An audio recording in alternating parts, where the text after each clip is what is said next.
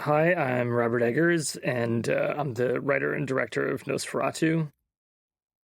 These studio logos are based on silent film studio logos, all of them. If you're watching the international version, you'll see the Universal logo first, which is, in fact, in a silent film era Universal logo. I actually prefer the international version because there's a little more silence before everything kicks off.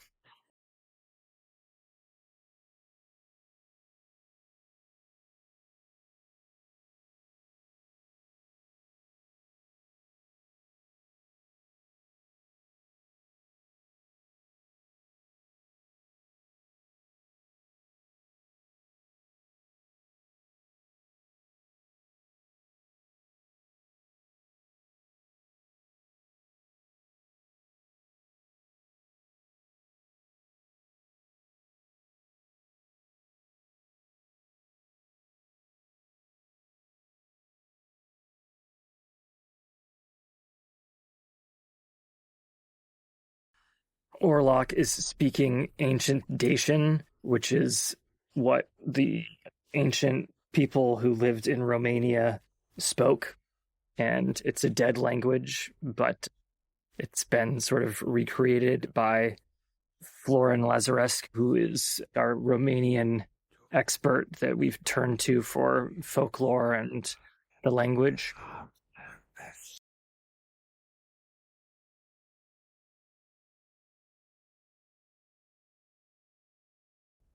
This is on a soundstage, and we had to make it so the room sort of opened up to get the camera around to get this angle, like the walls were on hinges.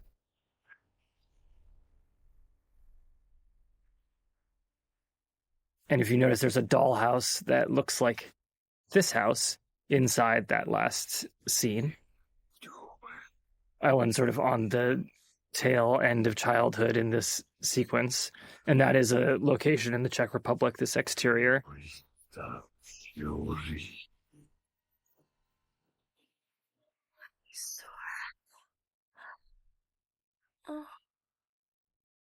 And this was a very large garden set that we had built on a soundstage so that the camera could go into the floor and a couple shots later into the earth, so to speak.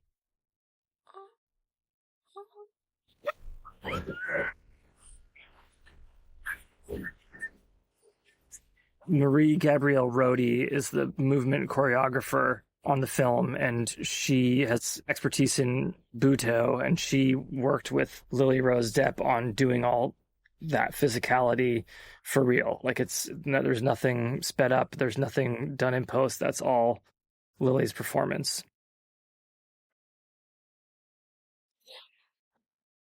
And I'm very pleased with the Nosferatu title treatment that was done by Teddy Blanks. He did all the graphics, including those silent film logo animations, but the calligraphy that he did by hand for the Nosferatu title treatment is very nice.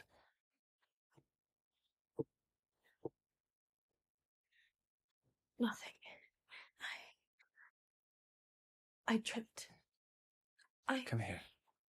There's nothing to be afraid. Basically, everything's on stage or backlot. There's a few things that aren't, and I'll mention them, but yet again, we're on stage. We built this so that we could, this it seems very simple, but actually getting the camera around the bed with the canopy on that bed was quite complicated just to, have some very kind of simple staging.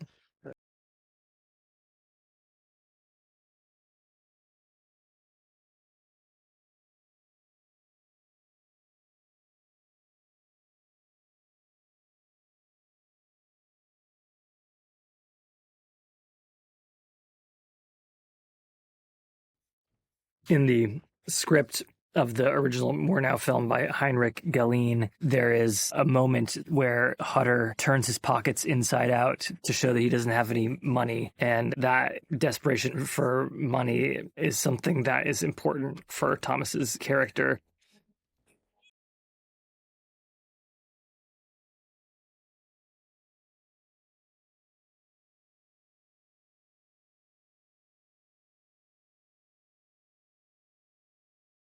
This is a back lot that we built in Barrandov Studios in Prague. We shot everything in the Czech Republic.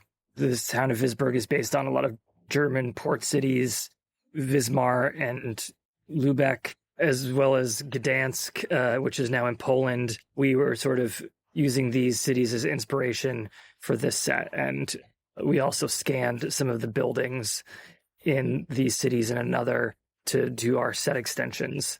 We digitally scanned them.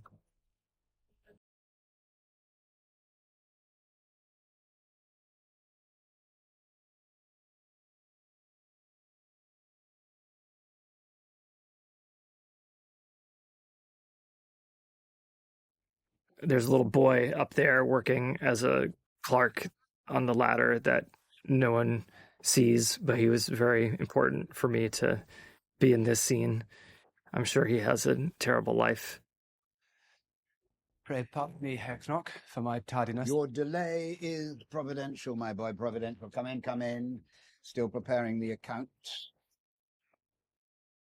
And I thank you, sir, for considering me. When tidings of your recent nuptials reached my ears, I knew... It was tricky to find the tone of naturalism with Knock here, played by the illustrious Simon McBurney, where he is fairly normal, but just weird enough that we think something's up, and then gets weirder and more unhinged throughout the scene without it being too comical.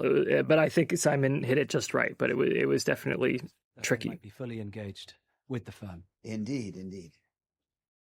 Providence. We've kind of always had atmosphere, sort of haze running on our interiors. I believe always. And I think we got the right amount of haze in the scene. There's a couple scenes where we went a little too heavy and it sort of obscures some of the detail. But I think it was important to have the period atmosphere. Tracy Loader, the makeup artist, added that bit of psoriasis on Knock's skull, which is quite nice. An old home.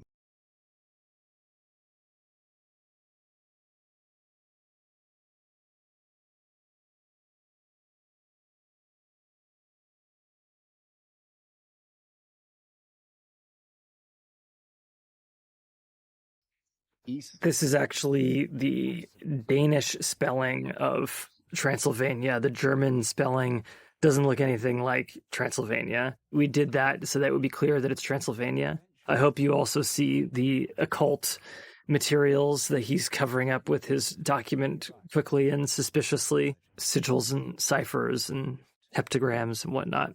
In the flesh.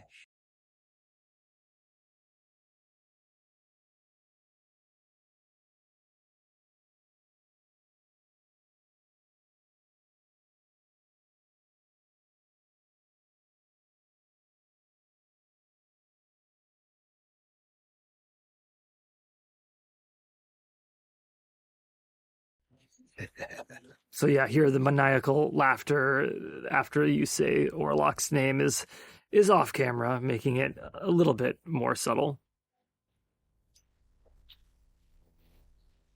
We've actually already seen this street at a different angle, but we found ways to...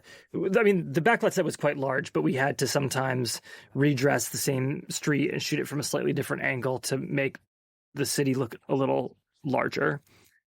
I think it works quite well there. Why did I feel this beautiful necklace? What? Nothing. What are you talking about? Forgive me. Let us put them in water. I will only die. It was difficult to get the tone of the Hutter's house and their sort of aspirational decor where they're trying to look wealthier than they are, but also make sure that it looks humble and like a slightly crummy rental property that they're putting effort into making look nicer. I think that you don't totally understand that until we go to Harding's house in the next scene and see the contrast. The chapel walls.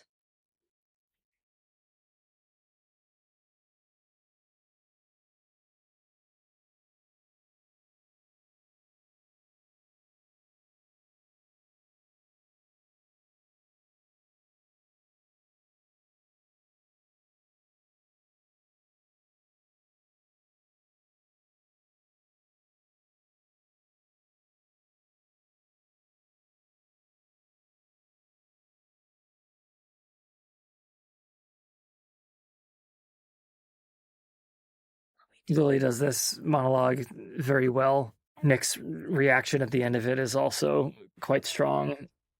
Everyone.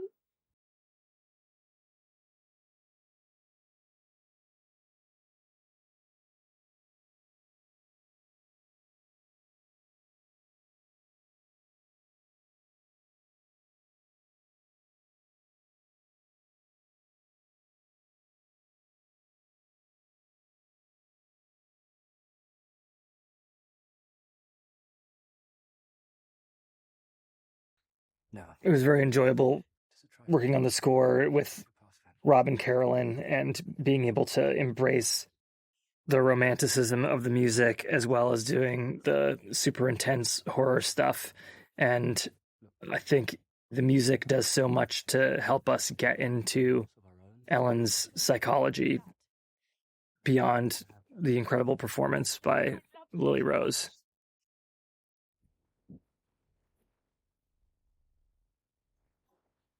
You can hear the cat purring. I don't know how clearly you see the cat on her lap, but she's there. The cat's name is Greta, which is a nod to Greta Schroeder, who played Ellen in the Murnau film. From my grandfather, the best. I oughtn't. It's worth celebrating your adventure. Thank you. I envy you. We did many takes of this, and Nick and Aaron got quite insanely high from smoking so many cigars, and the laughter in the beginning of the scene got quite outrageous by some of the later takes. I also like how Nick makes it so that Hutter doesn't really like smoking the cigar, and he's just doing it to be cool, and that he does it very awkwardly.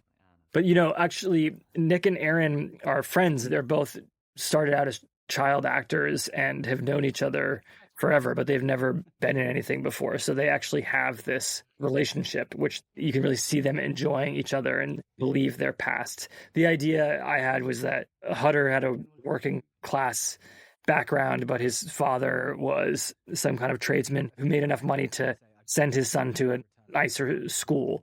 And so then he was sort of rubbing elbows with Harding, and that begins his aspirations for better things. And toss aside your fine opportunity.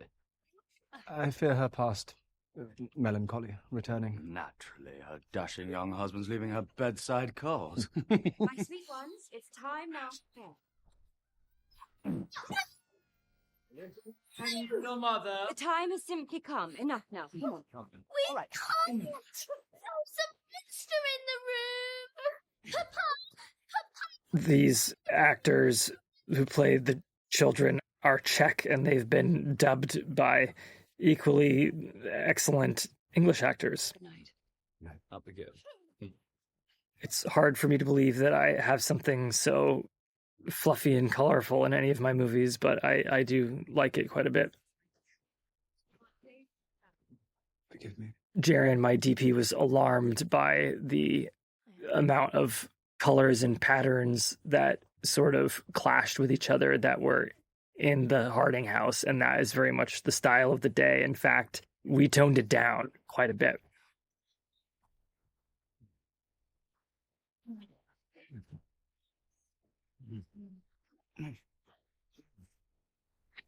I love this little detail that Suzanne, the hair designer, has this little bow in the back of Lily's head, knowing that we were going to zoom into her bun here. These two shots were originally one long shot that sort of went 180 degrees around the room, but we cut it in half for pacing. I think it works well. You can see the lacing on Lily's corset in the last shot, and these like undergarments that puff her sleeves out. Great details by Linda Muir.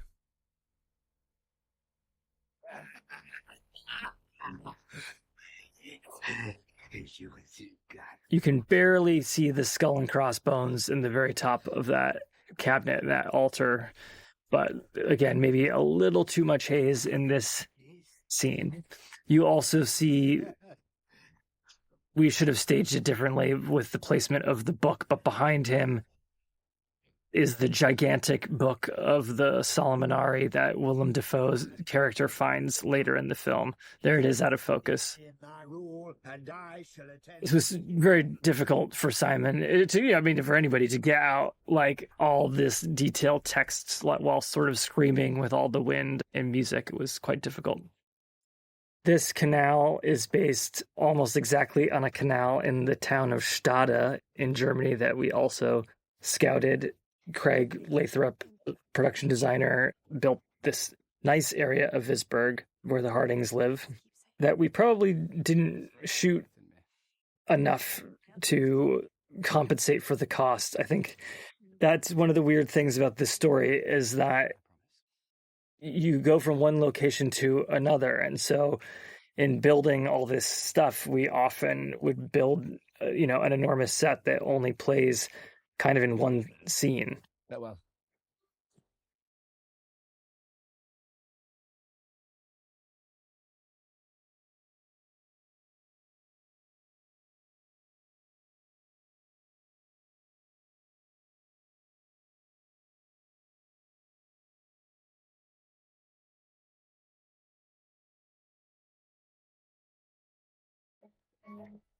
Those are real cobblestones.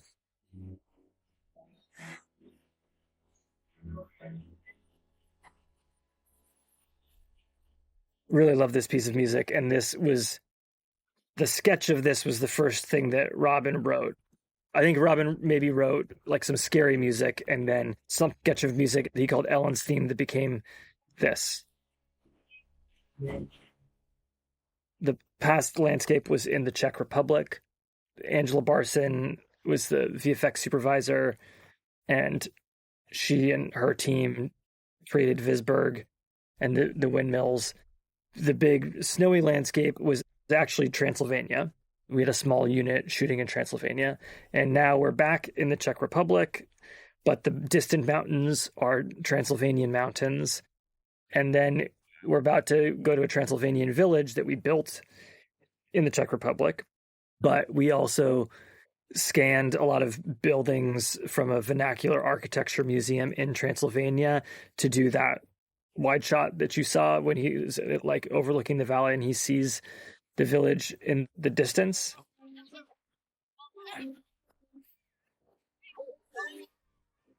This scene with the Roma camp was one of the most difficult to put together. It was difficult to stage on the day. It took many rehearsals, but also finding the Roma performers from the Czech Republic, from Slovakia. These musicians came from Romania, as did a few other people. That this clapping woman, Maria, she came from Romania for the shoot. And so, yeah, it was very challenging to find everyone. These young guys, this guy, Rado, they do sort of contemporary Roma music that's mixed with hip hop.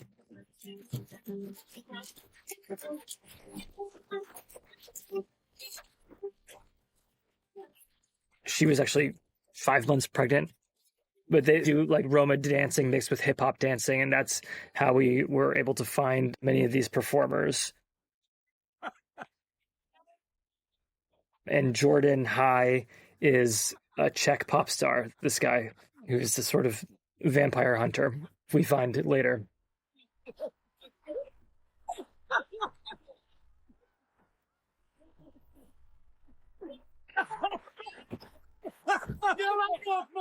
Claudiu Trandafir also came from Romania. He's a fantastic actor. Grew this wonderful mustache. That's also his own hair. It kind of looks like a wig, but that is his. The castle, I'll talk more about the castle exterior, but basically we decided that this is in Hunedoara, Transylvania. And so Claudiu and the ethnic Romanians that are inside the inn are dressed as if they are from Hunedoara.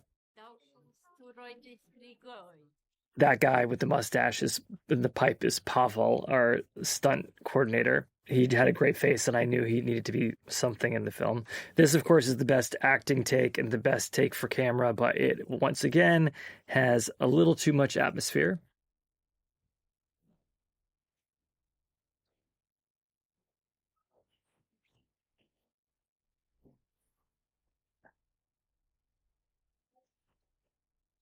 So this role in the script was the innkeeper's wife, but we've changed it to the innkeeper's mother-in-law. And this woman is a non-actor who we found on TikTok, and her niece videos her like making traditional Romanian food. And she went by Bunica, which means granny. And that's how we referred to her. And she was absolutely lovely. And this was outside of her wheelhouse. And she's also from southern Romania, and she was doing a Transylvanian accent for the movie, which Florin says was dead on. I like the tiny little braids that are also part of the Hunedoara look. Ferește-te de umbra lui. Umbra te învălește într-un vis rău. Nu există scăpare. Roagă-te, roagă-te, roagă-te. Doamne apără și păzește, Doamne apără și And this slightly strange shaped cross is, I think, a cool detail, but obviously something from Transylvanian folk crafts I'm sure you're not surprised to hear.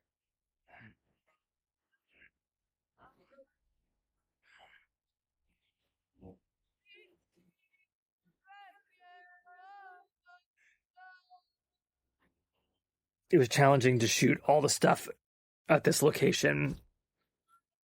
The interior of the inn was built on location, and it was in this wooded area, and it was difficult to get everything in this one night.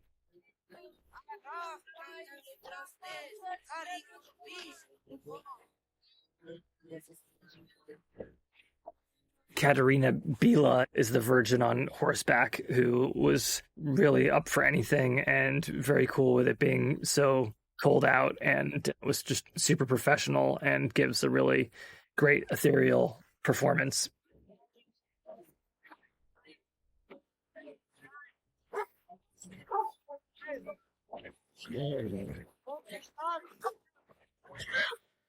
The idea here is that the virgin on the white horse will lead them to the grave of the vampire, because it won't cross the grave.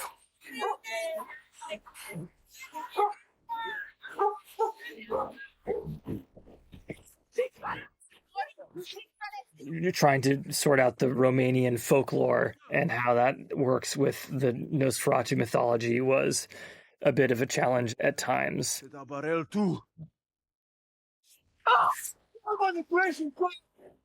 Something that Florin reminded me was in the folklore all the time was that people say that very often that vampires have red faces. In the firelight, you can't really see it, but on that corpse that they dig out, there are blotches of blood that are sort of under his skin to give some redness to the face, which also we give to Orlock after he feeds. But once again, you don't always see it with the firelight.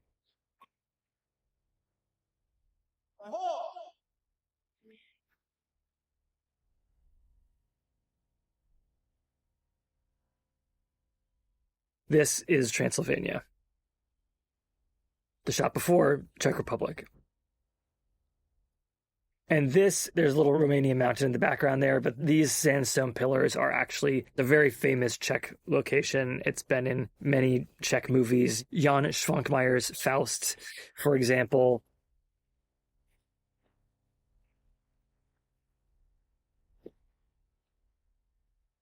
We actually really didn't want to shoot here because it's so iconically Czech, even though we built this nice little Romanian shrine. But the mountains that looked more Transylvanian were by the Polish border and inaccessible with all the snow by the time we were shooting, and we could get to this. And it is cool. I mean, it does look cool, I gotta say. It does look cool.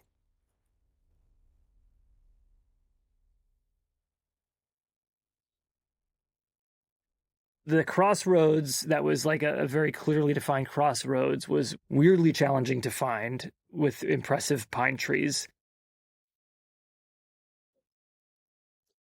Obviously, if you think about it, the crossroads should have just as much snow as the side of the road, but if we had done that, then you wouldn't be able to see the crossroads. So we sort of left the road that the carriage is on with a little less snow dressing.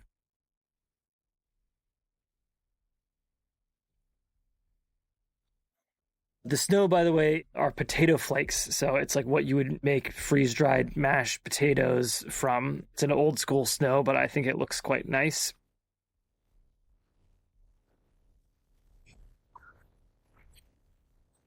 And unlike in other film versions of Dracula or the book or other film versions of Nosferatu, there is no driver in the carriage.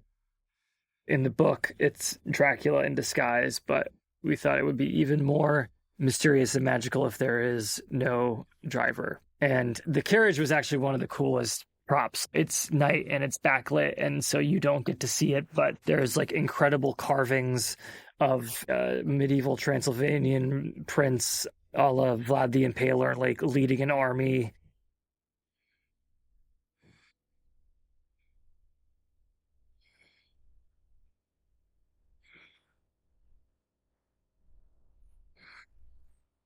This was actually a very easy shot with Nick sort of standing on a dolly.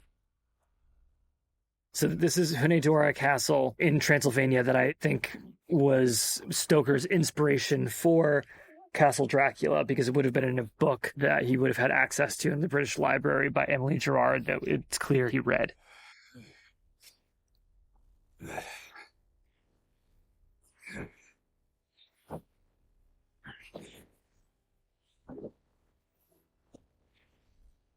This sort of dizzying series of tilts was very much Jaron Blaschke, the DP's idea, but I think it's very good for the disorienting feeling. This moment of like sort of waking in the carriage and then suddenly he's outside the carriage was in the script, and it took a lot of crazy jiggery pokery with fake legs of Nick that would be pulled out of frame and the sides of the carriage be pulled out of frame so that he would be standing there.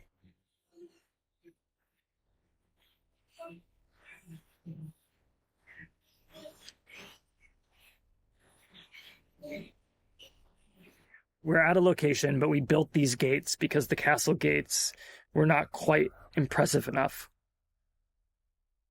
But then the gate behind that is on location, and this is Pernstein Castle in Moravia in the Czech Republic, which Herzog actually used the same castle, and I really didn't want to shoot here because Herzog shot there. But we discovered that the bits of the castle I wanted to use, Herzog didn't shoot. So we actually have images that are only in this movie, which is cool.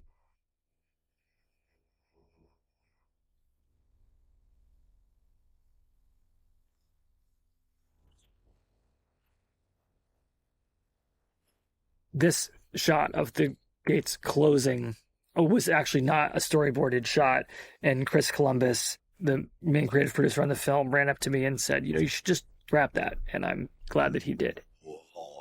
Late.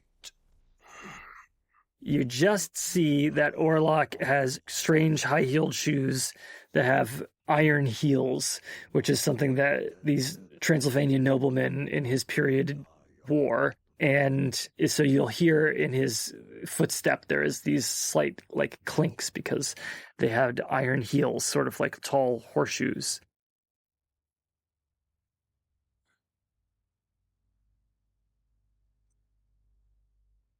Okay, now, of course, we're back on a set. And this set was really incredible. And, it didn't take movie lighting to make it look real. I mean, it looked really like you were in a castle. The tiles on the floor were all hand-fired and painted. It was quite an elaborate set.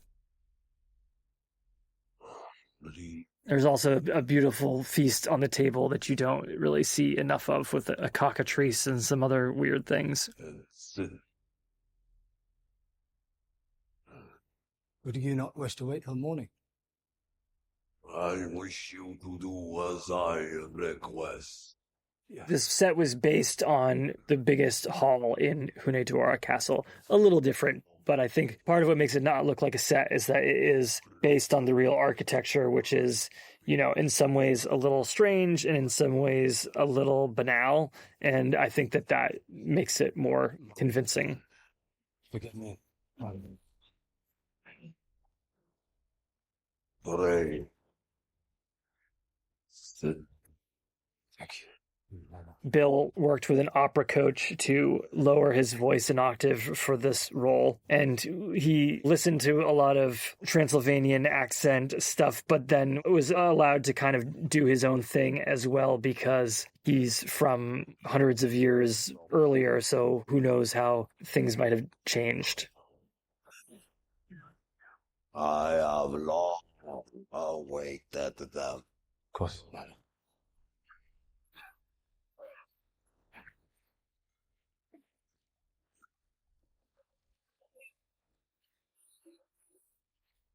Drink.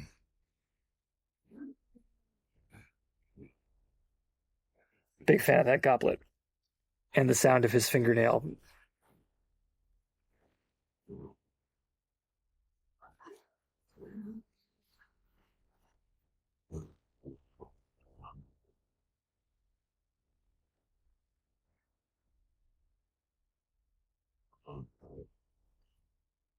I have, my lord, I have questions about the unfamiliar customs of the peasantry, the errant wanderers. Last night I saw, or rather I believe I saw a band of gypsies. They ventured to a small birch grove and... I fear we yet keep close. There is much conversation about how large this hat could and should be between Lindemir and I think we argued about it for weeks. And this is actually on the smaller side for this kind of hat for a Transylvanian nobleman, but it is already quite massive. And I felt if it got any bigger than this, it would be verging on comical, even though it absolutely could have been 12 centimeters taller for sure. How I look forward to retiring to your city of a modern mind. Damien Volpe, the sound designer, had this idea that Orlock's breath and Orlock's emotions were tied to the castle, which is cool. I think it's very effective and unique.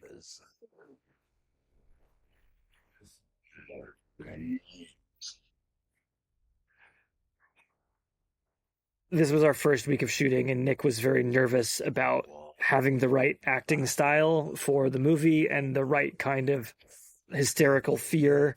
But he was so anxious about being afraid that I think it really added a lot to his performance because he was afraid. These your warmth.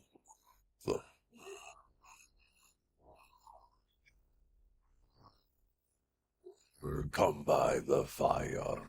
Your face shows you won well.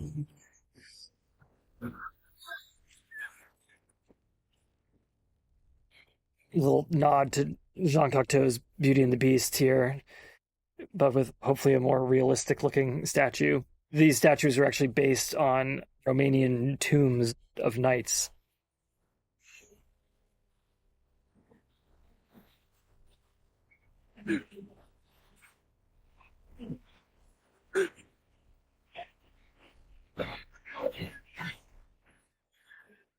And Damien, the sound designer, doing a little nod to the lighthouse here.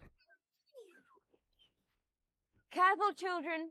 In the Book of Dracula, there's a lot of stuff that takes place on a graveyard that overlooks the sea, which if you've been to Whitby, it makes a lot of sense. It really didn't make a lot of sense to put it on the ocean because of how these northern port cities are. It would be a terribly long way to get there. And so it made actually more sense for it to take place in an estuary. And you see the sea in the distance beyond them. There you see those ships that are out of focus beyond them. So this was shot in a lake in the Czech Republic that we were able to kind of make seem like an estuary. And Craig and the Greens team brought the sand dunes to this location. They were not there. And there is actually a tremendous amount of flooding, and we lost most of the shoreline that we were planning to shoot on. And had, by the time we came there to shoot, and had Craig's team not brought all those sand dunes, we wouldn't have been able to get the scene. Destiny. My sweet romantic.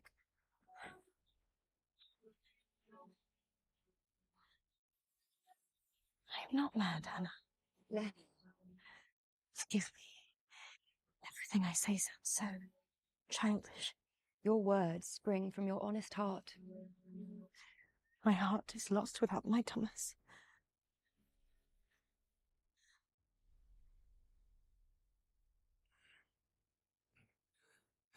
Here you see on the hood of the fireplace some sort of black three-dimensional form, which is actually Orlock's coat of arms, which was also over the gates of the castle in an earlier scene and on his coffin. And here, it's cool, you see the place is even more dilapidated than you thought in the light of day.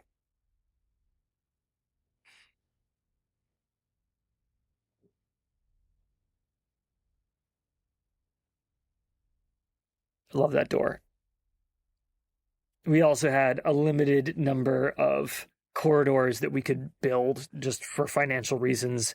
So it was difficult to, like a real castle, have some different shapes that has some wooden joists and a Romanesque arch instead of just Gothic arches everywhere, and trying to find a way to recycle these different sets without making it feel like we're recycling the corridors was challenging, while still trying to give them some kind of identity.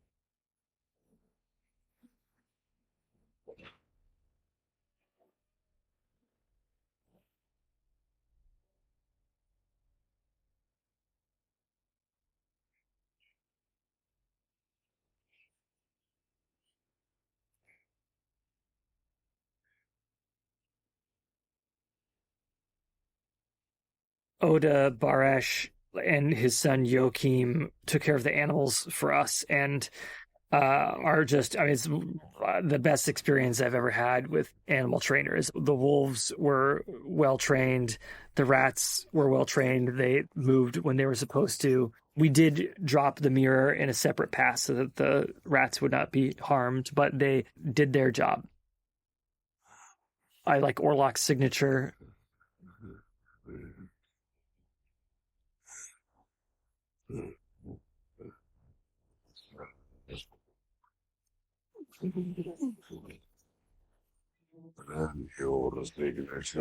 This contract is written in Vinca's syllables. They're Neolithic symbols that were found in the Baltic region, and we thought they would be cool for Orlock's secret magical language.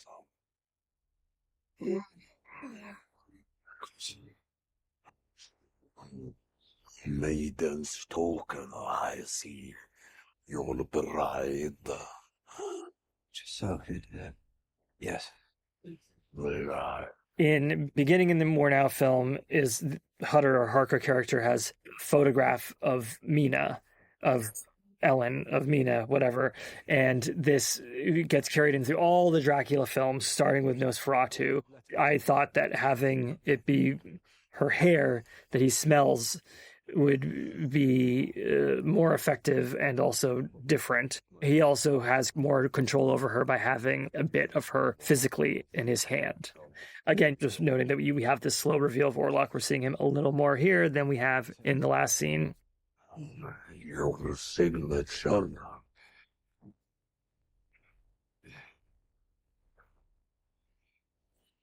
I pray you will indulge my honor. This trope is from Shacklin the painter, of actually offering money. He thinks it's for Grunewald Manor, which it is, but it's also for Ellen. And he just feels that something's wrong.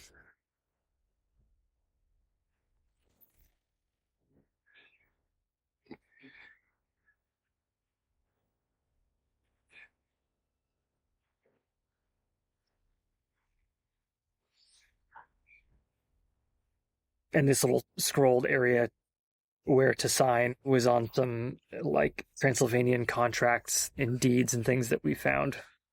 I also love the Cyrillic calligraphy on the edges. Trying to get the calligrapher to be just a bit nervous there.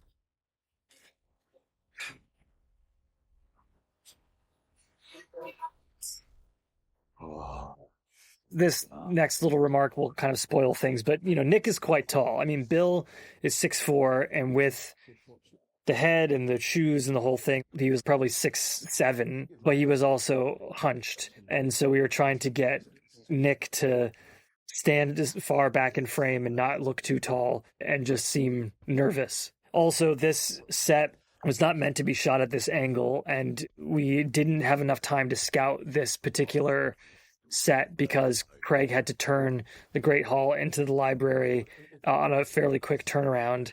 And when we got there, we couldn't get the camera around the table to get this last shot from the angle that we wanted. And so behind that chandelier, those bookcases are actually CG. They look great, but there was nothing there but a green screen. So as much as I like doing things practically, CG can help you out if there's a problem. And Angela and Blue Bolt have such good taste that it looks photorealistic.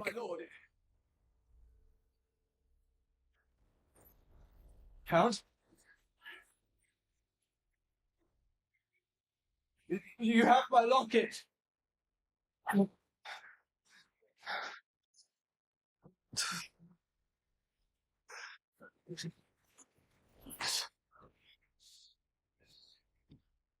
In the Transylvanian folklore, vampires often drink your heart blood and you feel a pain on your chest. I think this is kind of like old hag syndrome, but that's why he bites their chests rather than their throats. Of course, the throats makes more scientific sense, but this is closer to the folklore.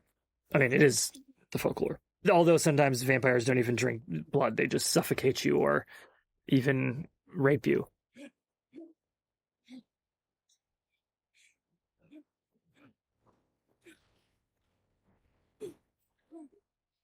So here, this is Pernstein Castle again, but Craig had to build some extra walls to cover some 18th century architecture that didn't have the right feeling. And also this door was really there and just led to like yet another courtyard. But Craig put in a nice looking medieval door here and a staircase for Nick to begin to go down.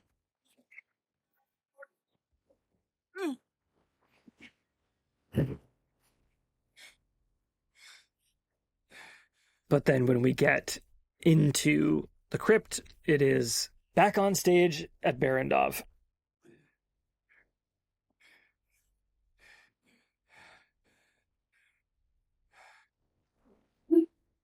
Brilliant slip by Nicholas Hoult. He's very good at tripping and slipping naturalistically. See how many you can count in the movie. Some of the detail on these coffins was outrageously beautiful, but we would never get close enough to see. And Orlock's coffin, which is super cool, is based on actually some Polish coffins, but there was a lot of similarities in material culture in Transylvanian, Polish, Hungarian, Croatian nobility in the period. Literally having skulls on it is part of these Polish coffins. Orlock has, of course, the Dacian wolves and his coat of arms and some other stuff, and then these various magical symbols. You'll see the heptagram that is repeated in different forms, first on Nock's desk, then in the demonic circle that he makes, and it continues to be a repeating motif, but we have slightly different versions of it, like in slightly different places.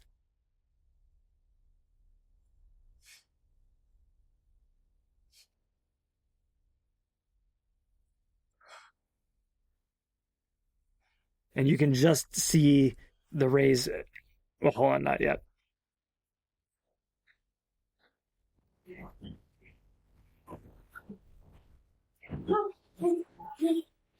Bill was in there with maggots and rats on him with contact lenses that made him blind. So good for Bill.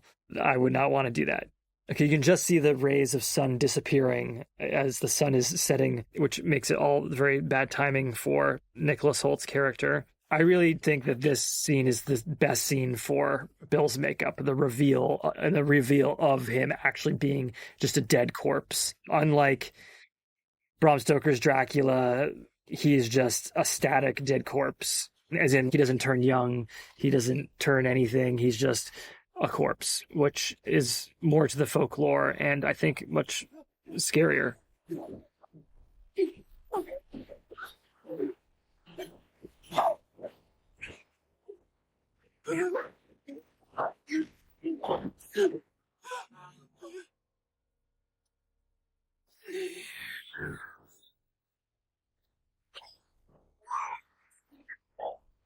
The heptagram is also on the ring.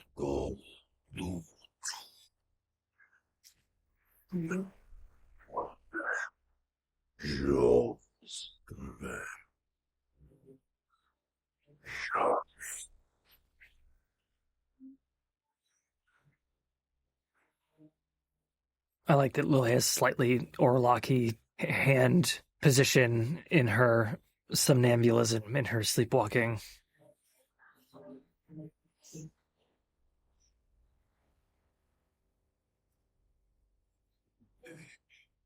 There's a slightly longer version of this sequence in the deleted scenes, so you can check that out if you want.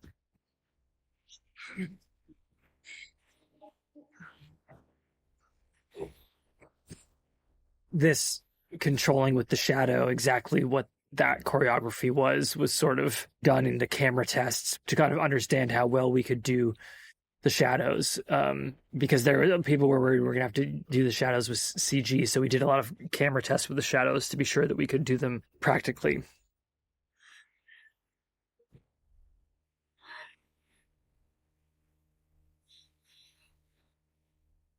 This is that same replica of the canal in Stade. It was freezing cold. We shot a much longer version of it, and the soles of Lily's bare feet were freezing.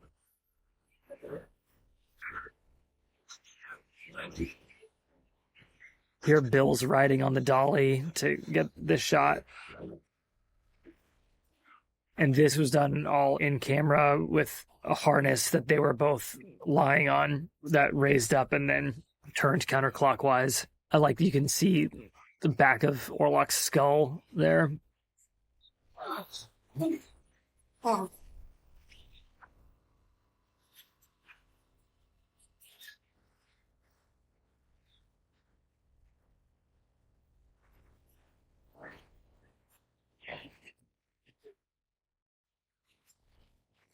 We also did this shot in the camera test to be sure that it would be as creepy as possible. In mild cases of somnambulism, sleepwalking, it is brought on by congestion of the blood. Too much blood. Perhaps... It's always nice to work with Ralph Fiennes. We just really get along. He gets what I'm up to. I was often apologizing to him for not giving him any direction because he was doing it exactly as I wanted it to be done. Keep it from your worries, my dear fellow. Yes, of course. I'm disposed to And this little laugh that Aaron does when Severs makes a distasteful joke. We were practicing, the two of us, in his makeup tent beforehand, and definitely got into a giggle spell of what that, trying to figure out what it would be. He's coming. I'll increase these.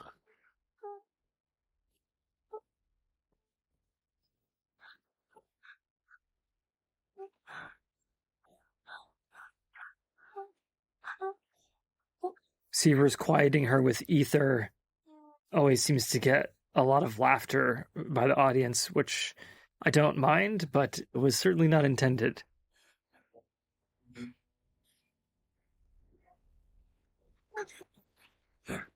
This was challenging shot to have Nick open the window and jump out on the ledge here. And in fact, the window had to be open in order to get the shot, so he's actually miming opening the window. I think you can clock that if you carefully watch. And I think that the tilt down to the water is maybe one of the only things in the movie that I would think is pretty, like, I don't know, maybe we didn't execute that the best, but you have to have a few things that you don't like to do better the next time.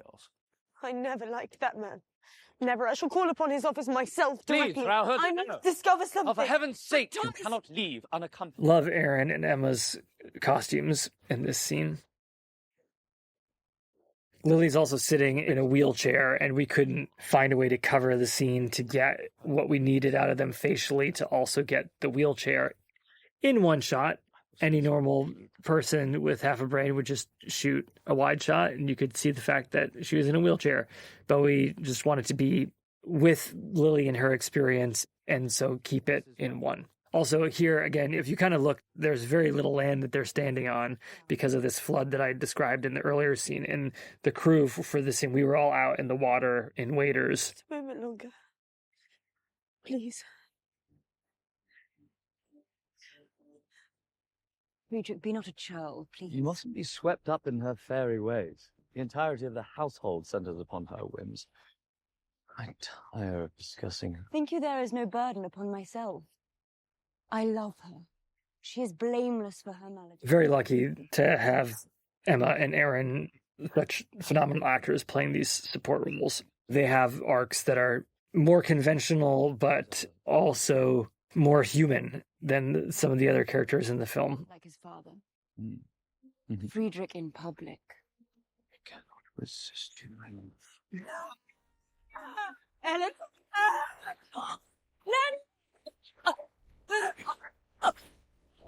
Again, some great performance by Lily and great choreography by Marie Gabrielle.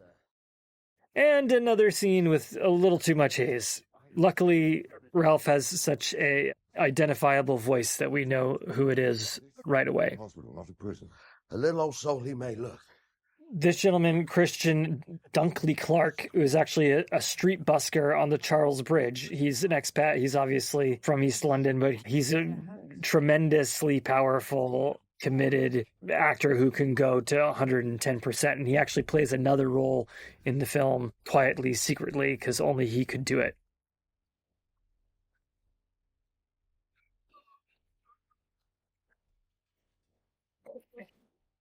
That set and this was actually in a hospital in Prague.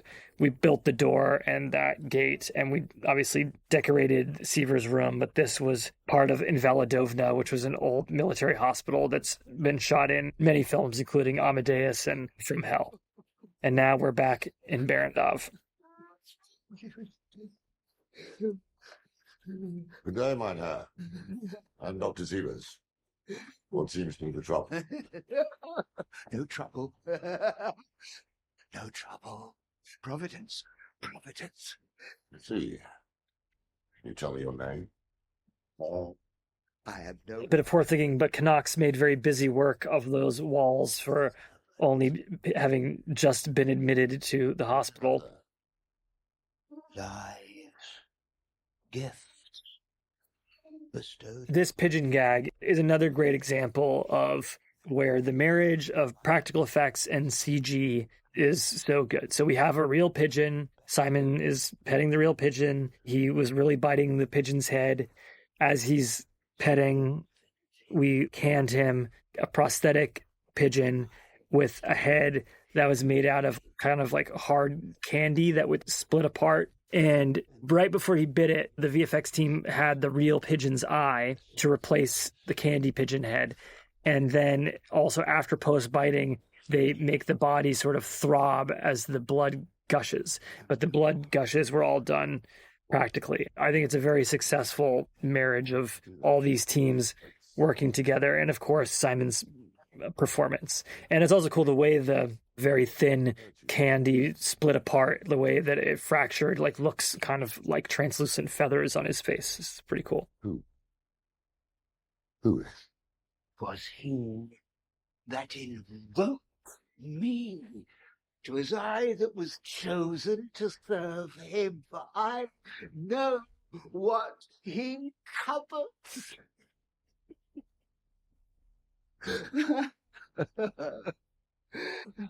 I think Simon does a great job of being totally in a character that sometimes is playing for comic relief. Cursed confusion, afflictions, rebukes, for you have forsaken me, and he shall reign over all of your empty corpses. Devours.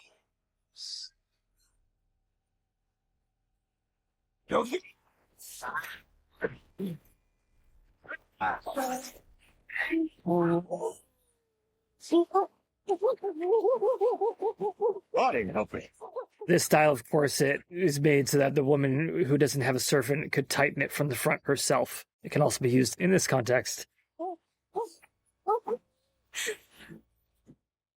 These hysterical spells come over her at nightfall, like clockwork. It would be more normal for Friedrich to have a tiled stove, but there is a lot of people in northern Germany who are into British culture, and so having a fireplace like this would have been a sign of status and good taste, but not particularly common. Something you don't see, which we actually have in like all the scenes in this house, is that wealthy people had little cushions in front of their chairs to put their feet on. You can just see them occasionally. I don't think you can see them in this scene, but it is a pretty weird affectation and trend in the period. Frau Hutter. He is coming. What?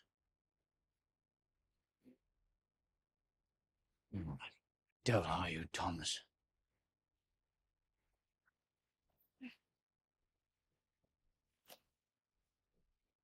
Teresa Dushkova, who plays the nun, is a Czech actor. She gave a great audition. We gave her a tiny prosthetic of a hair lip that had been repaired with surgery.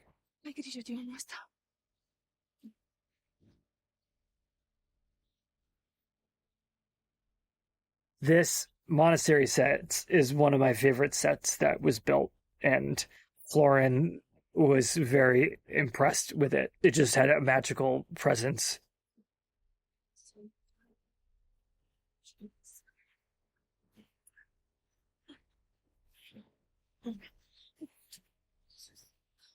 There's just so much detail in all of the medieval illuminations. It's based on these kinds of monasteries that are in northern Romania and in Bukovina. I don't know that you could travel on a river from Hunedoara to Bukovina, but hey. I was a physician and scholar in Zurich when I was at school. My finest teacher. Send a message to Zurich, then. No, he's here, in Bismarck. Here. The Van Helsing character is called Bulwer in the Galeen's screenplay and does not play a very large part. But I loved the Van Helsing character and wanted to do more with it. I named them von Franz because a lot of the names, Sievers, Seward, Harker, Hutter, they're kind of analogs. And then Marie-Louise von Franz is a prominent Jungian who I admire. And she's an expert on alchemy, in fact. With the work of Paracelsus, Agrippa, and the like. I'm a shipman, Sievers. Alchemy. Mystic philosophy. The occult. Doamne Dumnezeule, fă ca acest blestem care te face în numele Tău înfricoșător să fie spre îngrozirea acestui povățuitor al vicleniei. Ieși și te depărtează de la robul în numele lui Hristos. As did Liana Navraut, who is the Schema nun. It's a very high order of nun. You can see her Anilov, which is that sort of tabard thing she's wearing with the skull and crossbones. It's very common in Russia, and they have them in Romania, but to find a Romanian example from the period was incredibly challenging. We did find one, but uncoding what all the little bits and pieces and everything meant and what the text was about was challenging, and something that we worked closely with Florin, who was also consulting with Orthodox priests. I did not notice that Teresa, the novice here, is holding her cross with her left hand, which would be a sacrilegious thing to do. Oops. He is bound for Vispa. He cannot leave here. He must return to the cursed earth wherein he was buried. No, he seeks after Ellen. I know it.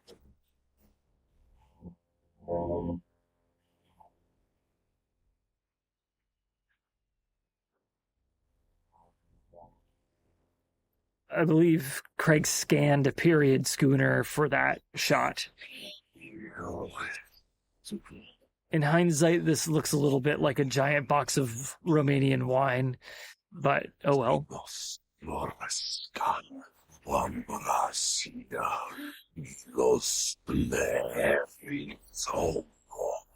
I think that's maybe the only crossfade in any of my movies thus far. I'm really like hard cuts.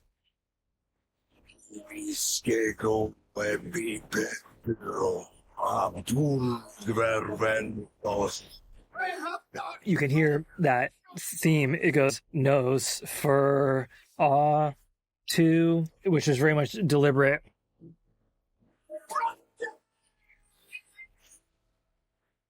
The scientific community is on a crusade to prove his work drove him to madness. I assure you, Harding, the professor may be a bit unconventional, but he will know the source. This is a really cool set that, like, it was sort of based on kind of David Lean, Charles Dickens sets that has these multi-layers to create this slum neighborhood. It is your former student.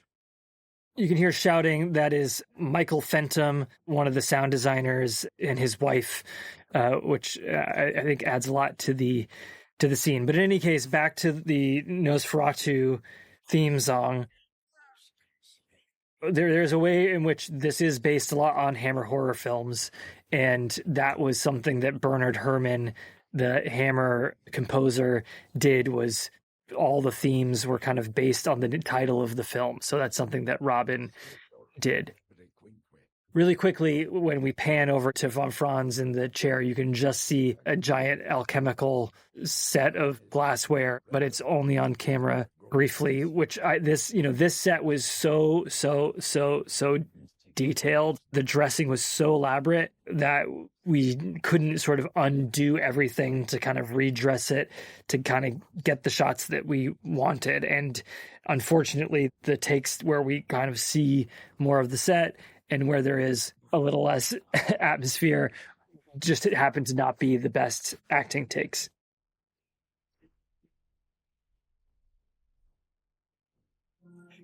Neque mitatis margaritas vestra ati Orlock. My dear young Sievers, oh, do my dying eyes deceive me? I should have known. Embrace me, my boy. I am so rejoiced to see you. This dust gag is based on a scene from Tall in the Saddle, a John Wayne Western, where Gabby Hayes sees another crazy old prospector type guy he hasn't seen in many years, and they hug each other, and the dust goes all over the place. And I saw it as a kid, and for some reason it's really stuck with me, and I needed to do something with it. See, yes, a dear friend of yours has some rare ailment. Perhaps a house guest, yes? A young woman exhibiting protracted fits. This set was, I just loved sitting in here and just looking at every little thing on the walls. It was just my favorite place to be. Schnapps.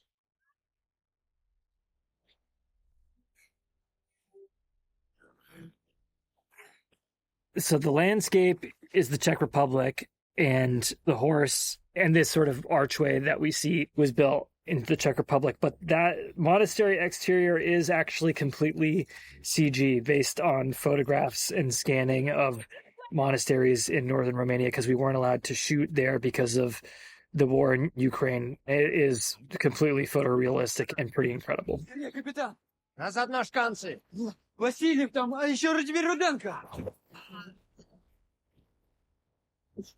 So, due to budgetary restrictions, we were not able to put this ship set on a gimbal. So we had to kind of just move the camera a little bit to make it look like it's rocking, which we watched a lot of old movies to see when it worked, when it didn't work, how to get it to work, etc. And it was challenging. I think it's all right. Sometimes it's more convincing than others, but I think if you don't know, you wouldn't necessarily notice it.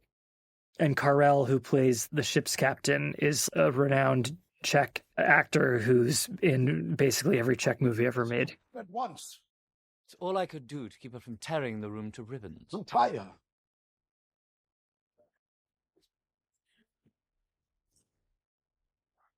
You are the doctor our Cephas spoke.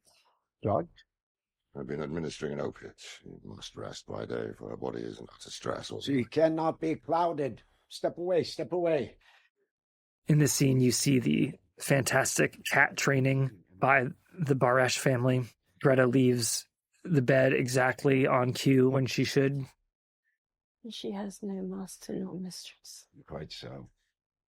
I entreat you to excuse me, but I should like to... I love von Franz and Ellen's relationship and how it grows beginning in this scene. Curiosity about you. Deceivers tells me that you've had these spells at childhood. Would you describe them, please?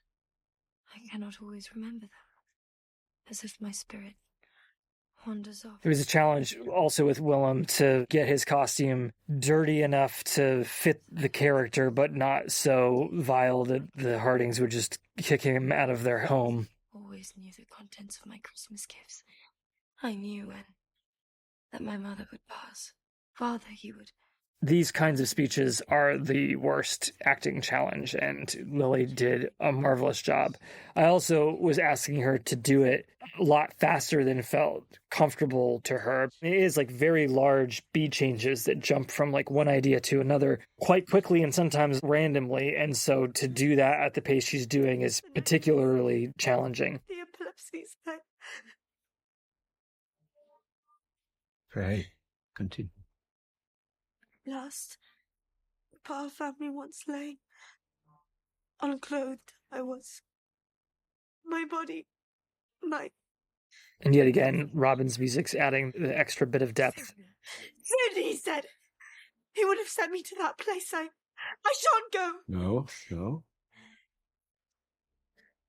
It all ended when I first met my Thomas. From our love I became as normal. Yet these visions and night wanderings have returned to you. It's a very flattering angle of Willem. Yes. My dreams grow darker. Does evil come from within us and beyond?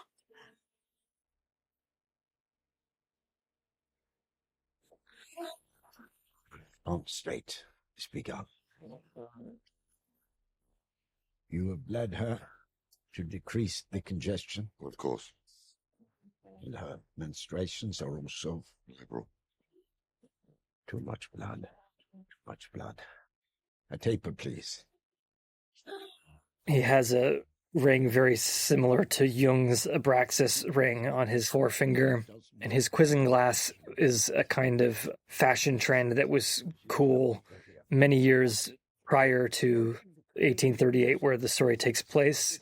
And this demonstration was an actual thing that was done to show hysterical women that were in a particular state. It's kind of shocking to see, but it is based on something real. For she feels nothing.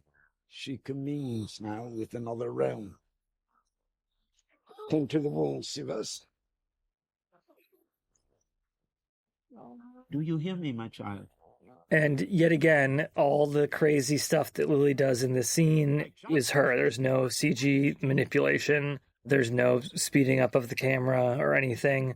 And in fact, she could even do a backbend more extreme, but it seemed so athletic that it seemed out of Charcot's poses, hysterical poses, or even something that would seem like demon possession. It was just too much. I will not harm him. I command you, hearken to my voice. And it's also her vocal performance, very carefully edited with all the very best bits chosen, but coming from her, including the sort of demon-y voice she makes when she strangles herself. To me. Shall persist to join you every night, first in sleep, then in your arms. Everything will be least to the abomination, and you'll be knee-deep in blood. I think we had to record this several times to be understood, but also to have the vocal quality we were looking for, like recording it in post-production.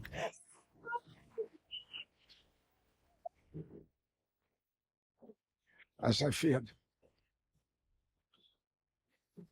Well? Well, what, my boy? Cannot you see? Well, see what? All of Emma's costumes are quite exquisite. Cursed, this dear young creature is possessed of some spirit.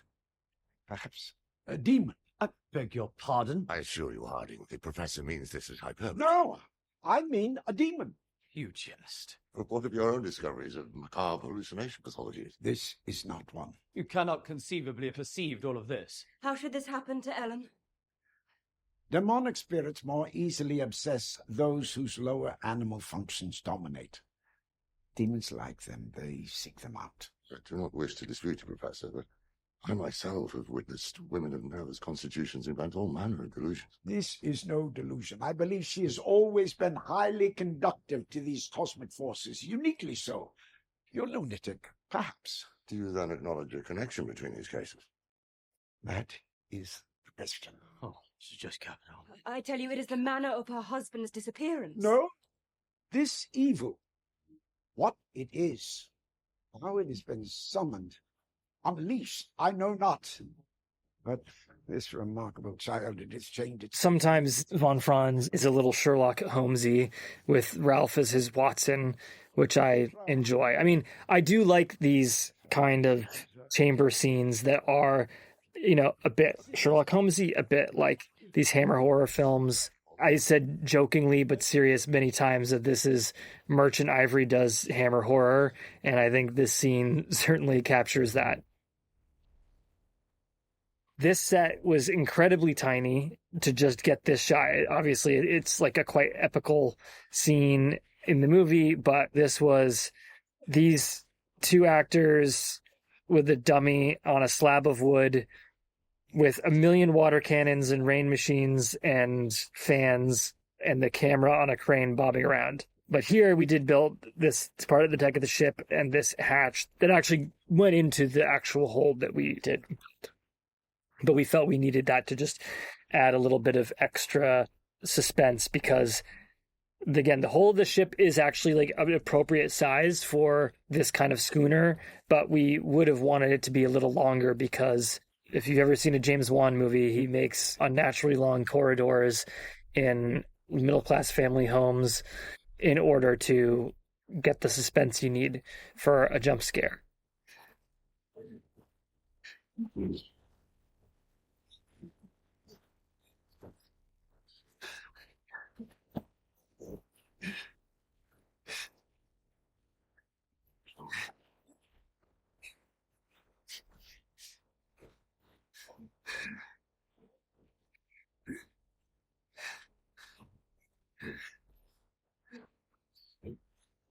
Can just see Orlock there. It's a little bit of a kind of alien type move, but I think it's all right.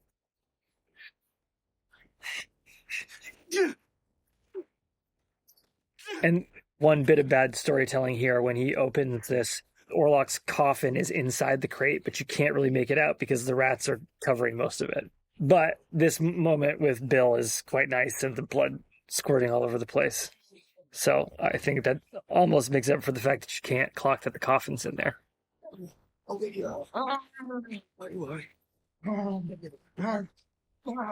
This kind of chair actually is from the period. Something that I don't know if you noticed that there's also a bucket on the bottom of it, and he's not wearing any pants, so he can just defecate into the bucket while he sits strapped into the chair.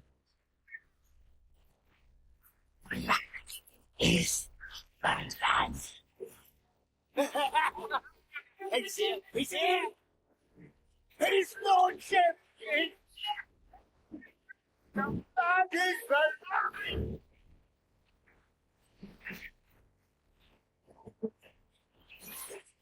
The Galeen screenplay has the ship crashing into the harbor much more dramatic like this. Of course, the ship sails into the harbor in a very calm way in the Murnau film, which is iconic in its ghostly stillness, but it was cool to have the opportunity to have something more intense.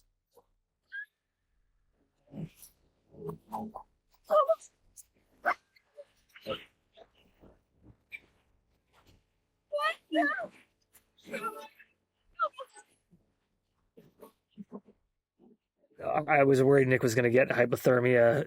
He was really, this is very cold, and he was uncontrollably shivering after doing all that stuff, many, many takes in the freezing cold rain. And movie rain is just unrelentless, but he was all right.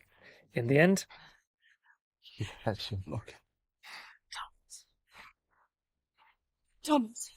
Everybody was just super dedicated and threw themselves into this. It was cool to have this main cast of young people that were more or less the same age and all trying to give their best, with Ralph and Willem, who I'd worked with before, as sort of mentors. It was a lovely experience, and it felt a bit like a theatrical troupe.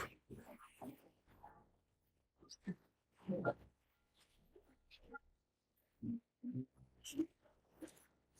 God. Like, these rats were trained to come out of the shipwreck on cue. This was actually transformed, that canal, by the Harding house to become that area of the harbor where the shipwreck would be. But we do have distant rats are CG, but all of the foreground rats are real, tends to be our approach with the rats.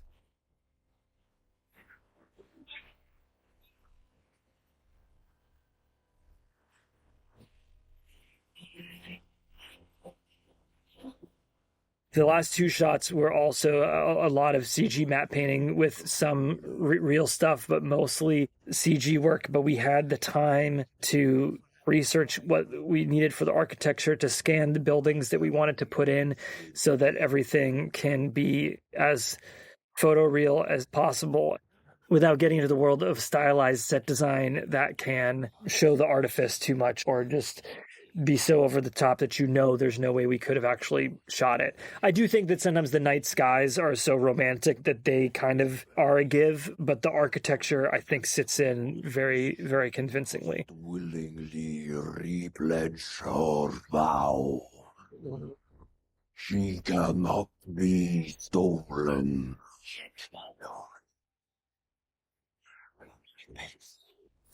Let stop. Your entreaties grow insolent. You shall crave nothing. My lord. Daybreak draws near. This was not a set, just because we needed the courtyard of Grunewald Manor to be a location, and just in order to have enough to shoot when we went all the way to that castle, we shot this. But it was challenging because it was like very high up in this castle, and so it was kind of a nightmare for Jaren to get all the lights up there in the winter.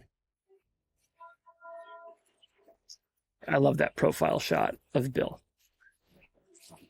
So all the foreground rats are real. A couple of the blurry, super foreground ones. So the midground and the foreground are real, but so the very blurriest foreground are CG, and then the deep background ones are CG. But again, we also got to like scan the rats that we were actually using to ensure that it would look good. I fear no better than everyone tells me I have suffered.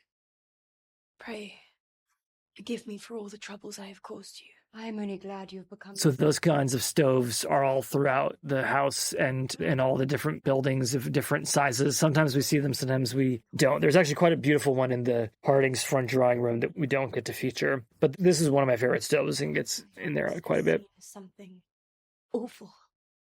If only I could speak to the professor. Hush. His thoughts are so weird. Professor Fron said a demon. Lenny, please. For the sake of the children. Christmas tide is upon us. I love that hairstyle that we gave Emma. Contrary, because I am in the right. Cedars, I request... This is in Veladovna again, which we dressed as a morgue. Craig brought in tiles for the floor and some other stuff. Blood, sepsis, ophthalmic discharge, even flagrant rodent bites. Here. Willem's getting awfully close to a plague victim, if you ask me, but somehow I didn't notice that on the day. If you notice, his finger is very discolored from his pipe smoking. Look at this. Furious mark. I think this was Willem's first scene. I've seen some Leviathan-like pests in our canals. Tell me, Professor, what rat, yours of such size? Angels and demons protect. Where is your lunatic? You must take me to him presently. Ain't you heard, Doctor, sir? No. A little too much haze.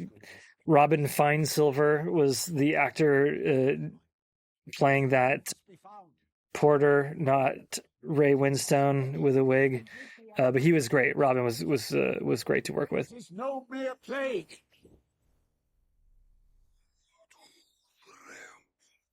This is based on kind of some imagery from Murnau's Faust of the devil spreading his wings in the plague over the city, but also 1931 Svengali by Archie Mayo, with Barrymore's Svengali torturing Marion Marsh.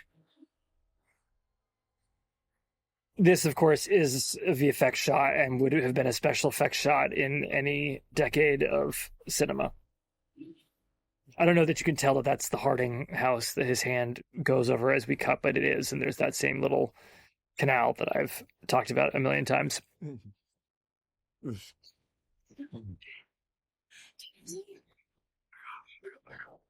me. I can't breathe.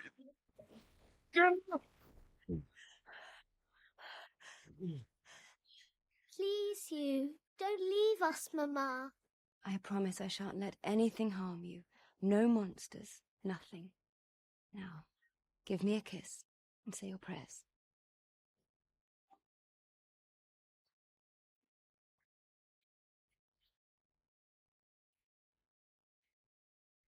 Now I lay me down to sleep. I pray the Lord. Gotta love their nightcaps. And this is a very tropey jump scare scene. The woman with the lamp. Very, The Innocents is a movie that I watch probably twice a year. And this scene is, there's many things about the movie, I think, that hopefully atmospherically at times feel like The Innocents, or at least I've tried, but this is the only thing that is closer to some kind of nod to that film in a specific way. And it was tricky to get the sound design just right. There's no music in this scene.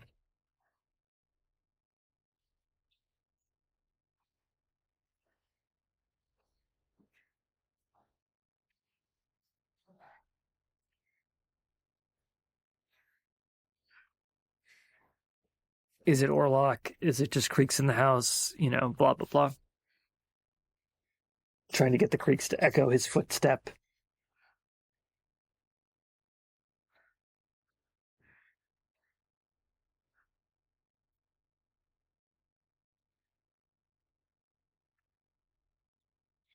Anna.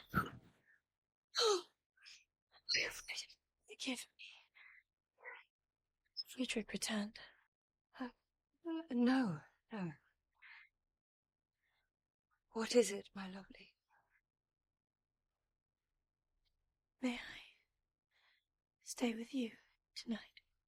You can see that Emma gulps there, which was actually quite loud, but it was slightly comical, so we took the sound out. This is a very nice scene, but I liked how we photographed it, and it's intimate and it's sort of Bergman-y, but again, we're missing the kind of context that we are in Anna and Friedrich's room, which we find out later. I don't know how much it matters, or does it matter?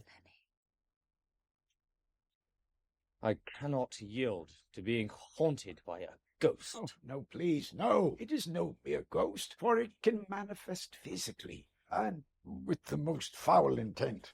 And what praise that? Like every plague, its sole desire is to consume all life on earth. This creature is a force more powerful than evil. It is death itself. I have not slept in days. Obviously, I love working with Willem, and I'm incredibly lucky that he likes to work with me. But it was just so easy to write dialogue for this character.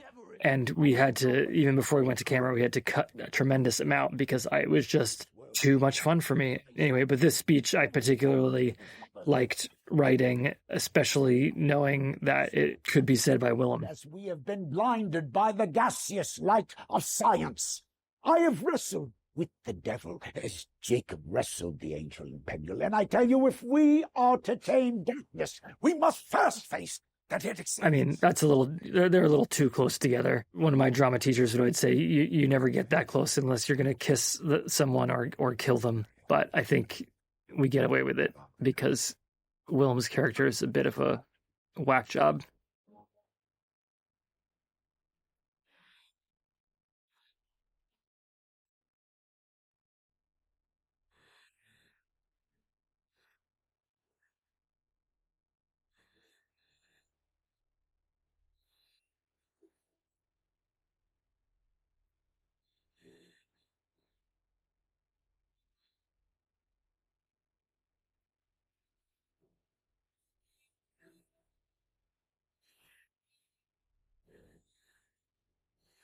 Lily Rose doesn't actually do that much sleepwalking in the movie for someone who's referred to as a somnambulist, but I think in earlier cuts when there was a bit more, it got a little tiresome, though she does it quite well.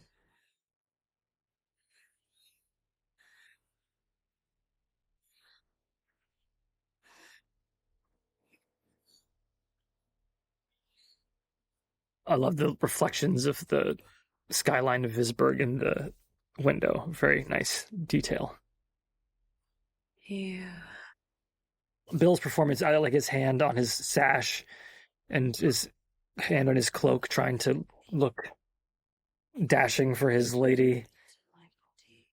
And this is the first time that Bill gives a little bit more emotional depth to the character, a little bit more vulnerability. You know, I think Kinski's sad vampire worked really well then, and the Coppola version has this great romance that was based on the Jack Palance version that Dan Stevens did from the 70s. But as the vampires evolved to be like a total hero and an Edward Cullen having like a super demonic, evil bastard as the villain was something that was really important to me. This is the demon lover relationship. Heathcliff in the novel is not the sympathetic character that Olivier portrayed. He loves Kathy, but he's obsessed with her and wants to destroy her as much as he wants to be with her. And this is the character we were after. But Bill was, you know, often saying, you know, I know I'm like this undead wizard who has all these powers, but like, where would I feel self-conscious? How could I feel self-conscious? Like, what could make me vulnerable? And I think it was finally up to Bill to answer those questions, but he sprinkles it in a tiny bit here and there in ways that I think makes his death weirdly moving. Weirdly, most people tend to feel bad for him when he's dying, even though he's an absolute evil bastard. And his relationship with Ellen is completely twisted and horrible and abusive, but yet Bill's able to add these dynamics into this character. I also like how strong Lily plays this scene. It would be a good scene for drama school to play with who has the upper hand. Your passion is bound to me. You cannot love. I cannot. Yet I cannot be sated without you. Remember how once we were a moment. Remember. I adore you. You are forced. I thought about having maggots in his mustache for that moment, but it seemed a bridge too far. You 3 nights. Tonight. His whole costume and his hairstyle and mustache is all based on what Transylvanian noblemen of his period would actually have worn. You'd be hard pressed to find a Transylvanian nobleman or a Transylvanian villager without a mustache, maybe a beard, but certainly a mustache. And that forelock that we would kind of maybe connect with Ukrainian Cossacks was actually popular among Romanian noblemen and Polish noblemen in his period. And I just thought it was kind of weird, kind of interesting, but you also wouldn't know, was it shaved like that? Is just the back of his head rotten and fallen off? It added a lot of possibilities.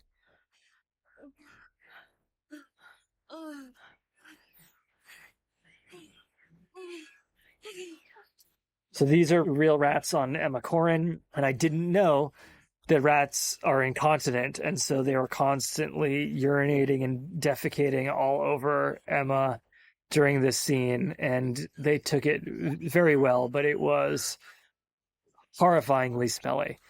Horrifyingly smelly.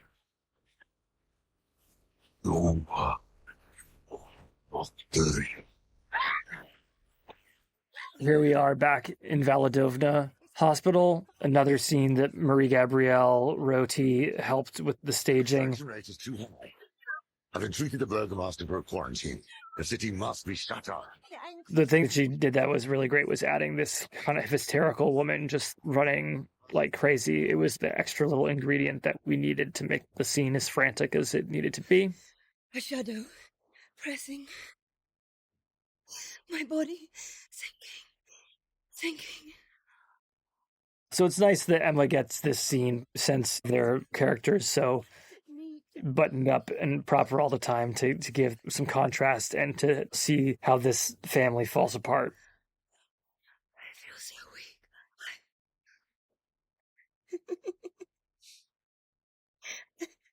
I fear little Friedrich. Again, this kind of monologue with the random beat changes and all this is very difficult to pull off.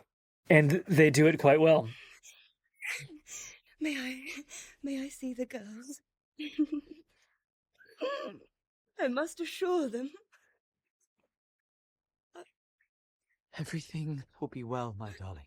Everything shall be just fine. I don't know myself.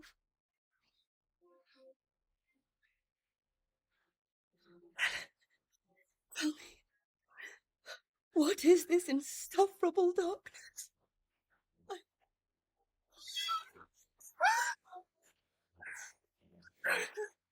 How much Bed Creek is sad and creepy and how much Bed Creek is comical. I hope we hit it right. I think we did. You must hear me. There is something. The shadow. An infernal creature. Yeah. Please. I do enjoy the maids running down the stairs at the beginning of that scene for whatever reason. Frau, forgive me, but I need you and Thomas, both of you, to return home. It's for your own sake. Please. It's great to see Ellen's character come into her own here, and I do like these sort of late Act 2, early Act 3 scenes where the subtext becomes the text. I employ these kinds of arguments a lot, but I enjoy it when I see them in films, and I also enjoy writing them.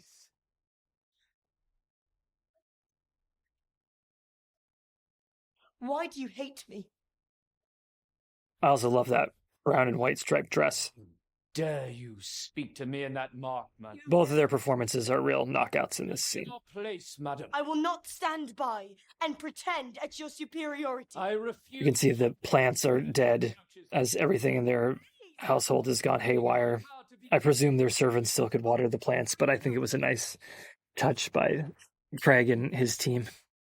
Find the dignity to display the respect to your caretaker. How can you be so stupid and cruel? Hartman will call you a coach. My expect. That hairstyle was chosen by Aaron from a lot of images that I sent him, and it was kind of the most out there hairstyle from the period he could have chosen, but he's able to make it work really well. Going to die! Why did you not tell me of this before? I am a fool. Of course it is economic. We actually, behind them, had one of the most intricate versions of the heptagram on the wall, and we realized, of course, that he wouldn't come to the conclusion about Solomonari from seeing the heptagram on the book in this shot if it was in Knock's cell, and so we very quickly needed to replaster the wall and remark it with different occult imagery before we shot it, because I just realized it moments before we were going to shoot the scene. It's crazy. Almost 10 years of working on this thing, and it didn't occur to me.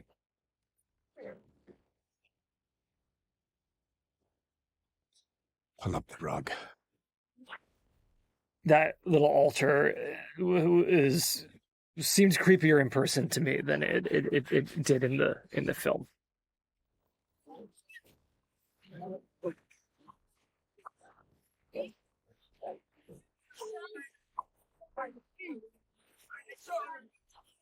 I hope you can see the dogs eating the dead horse. It's a nice detail.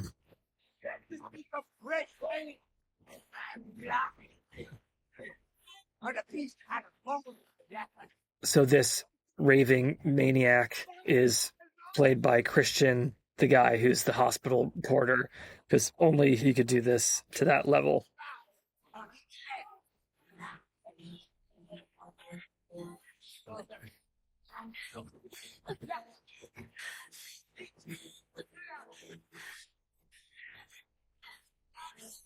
I'll send an ambulance and our husband. It was cool. He's throwing cabbages around like leaves from a Bible or something.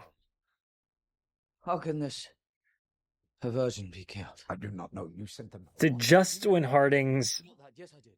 ready to believe, Precisely correct. I do not know. Von Franz doesn't know how to kill a vampire. To first hand.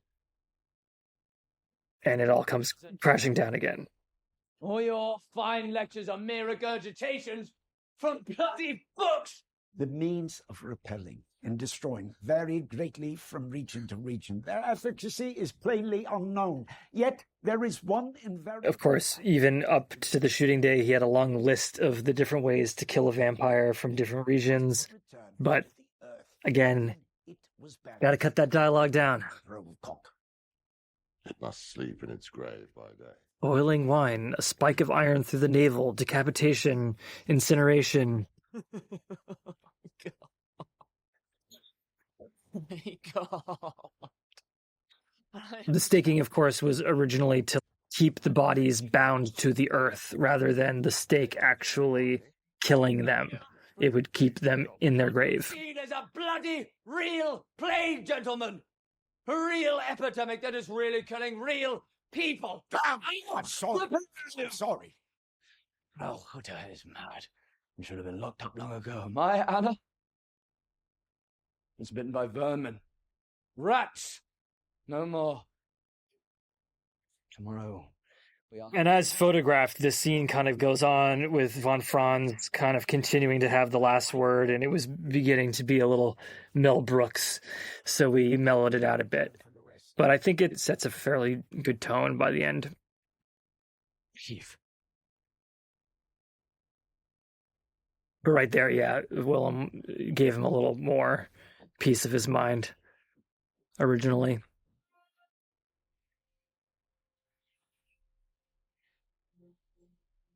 Again, an uncharacteristically pretty shot for one of my movies, but I like it a lot. This scene, we really should have had Ellen's close-up here. I don't know what the hell we were thinking, but we didn't shoot it, and I think it was a real mistake. I think the intention was to keep this in Nick's perspective, but the scene, frankly, goes back and forth between them. It mainly is Nick's perspective, but it does go back and forth a bit. I think we make the handoffs in a way that you get away with, even though conventionally I think it's a bad decision. But not having Lily's close-up at the beginning of the scene was a real mistake. Can say will shake me, for there is a devil in this world, and I have met him, and he... I cannot speak it. I find this is Nick's best performance. Nick is the nicest guy. Like, he's such a genuinely kind guy. So he's able to play this character who's not able to see the darkness in the world until it's too late and has a hard time coping with it. He just does it so well, and it's because he's such a kind person. But he, again, like all the actors, he just really threw himself into the role. And, you know, I mean, the stuff that Lily does in this scene is movie stealing. It's just so tremendous and raw. I've never worked with an actor who's so emotionally available in the scene to just go there. It's quite tremendous. Tenderness, and I pulled out. You mean by... At first it was sweet. I'd never known such bliss. Helen. Yet it turned to torture. It would kill me. Thomas. It was you that gave me the courage to be free of my shame. This scene we shot way earlier than I wanted to.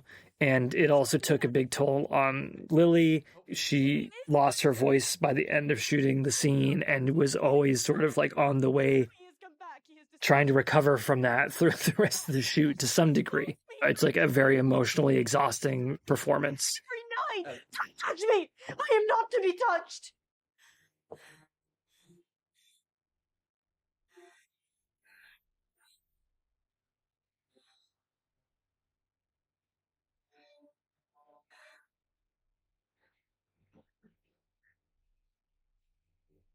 You stopped your letters to me. What? You promised to write to me every day. Did not you think of me in that castle? I did. Lies. What you have just confessed. He told me about you. He told me how foolish you were, how fearful, how like a child, how you fell into his arms as a swooning lily of a woman. Ellen. He told me how you sold me to him for gold. No. I was supposed to be Ellen, secret. please. You don't listen. Well, where is it? Your money, your promotion, your house. Where is that which is so precious to you? Have you paid that kind Harding your debt? We didn't do a ton of takes of this because it is just so exhausting to do all this physical stuff that she's doing with the shaking and everything, and the screaming, the muscle control and everything. We should never have married. We're already dead. This primal scream is her. I wanted the sound of her dress and her shoes to be like a little too loud, something like unsettling about that. But also that dress was loud. Lily wondered if we CG enhanced that spit, but it was just the sound. Yet again, this is work that she's doing with Marie Gabrielle Rodi based on some Butoh techniques and the very, very careful manipulation of her best vocal takes. Oh, please, please. I'll be good. I'll be good. I promise.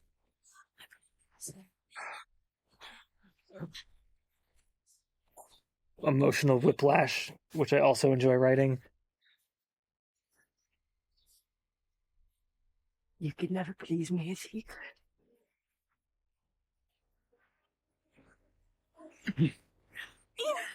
This was a shot that when we were rehearsing, I thought, wouldn't it be cool if we went all the way over the sofa and onto Lily's face upside down? And then I said, it's just going to be too hard. But Jaron loved the idea so much that he became quite insistent that we do it. And it involved making the wall so that it would open up during their copulation here so that we could arc over and get that shot, which was quite challenging. You see our love. I love you. I'm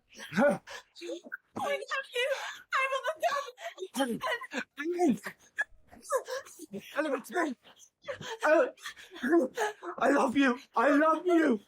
You're safe with me. It's me. It's me. Yeah, obviously she's falling apart in him, but maybe this would have been nice for a little reverse shot at the end of this. But again, it was part of this design to stay with Nick. But as she's our main protagonist, perhaps that was not the best decision. Again, it's not bad, but I think it would have been better, and we would have been even more with Ellen. At last. This book, Aneta Železnikova was the graphic designer, and she did a ton of work on this book. We passed the concepts back and forth many, many, many times to get the calligraphy right and the previous owner's crazy writings in the margins, and of course, the medieval illustration. And freed them from the plague of Nosferatu. You can see his ring better in this shot. You could have made a short film about the book. It was such a nice piece.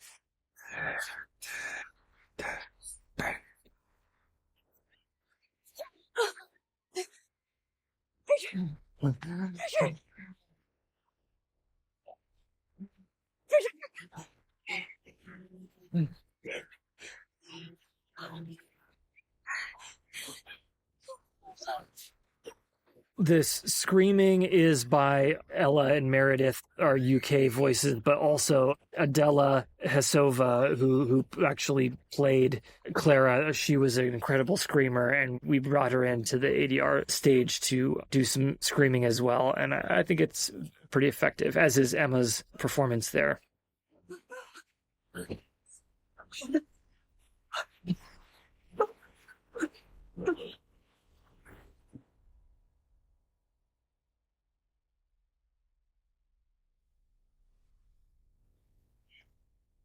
These coffins, I don't know why, were not made of balsa wood, and they were insanely heavy. You can see all the struggling that these background characters are doing with the weight of the coffins is real, and they're actually trying to make it like not look so heavy because it was so insanely heavy.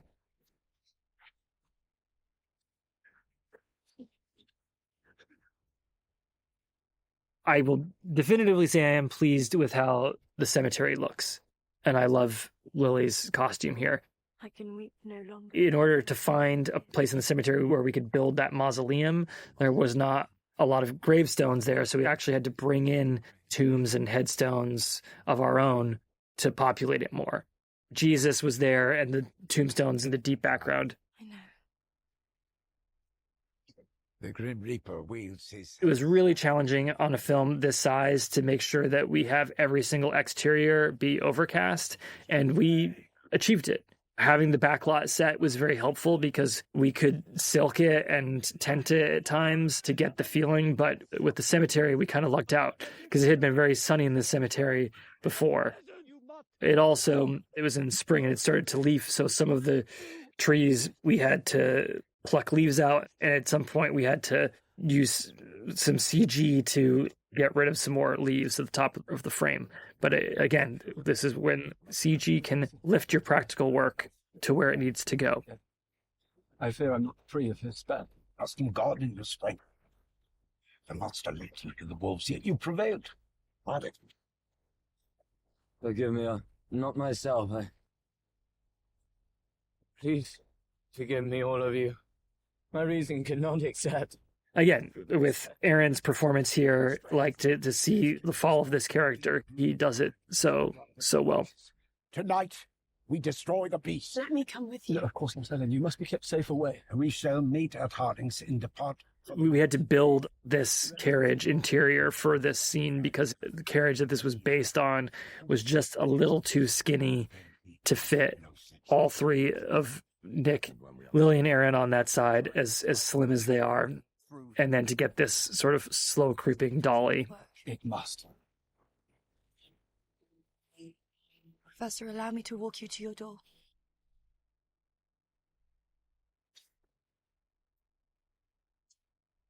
I know. It must be me, Professor. I am but an able tourist in this occult world. You were born to it. It is a rare gift. His pull to me is so powerful, so terrible. Yet my spirit cannot be evil as his. We must know evil to be able to destroy it. We must discover it within ourselves, and when we have, we must prove This goes without saying, but it's just massive for Ellen to sort of be heard and to have someone actually understand her the way von Franz does. I fear Nosferatu is impervious to any of our iron stakes. And Lily and Willem, unsurprisingly, have like really nice chemistry, and so I think it makes this scene work quite well.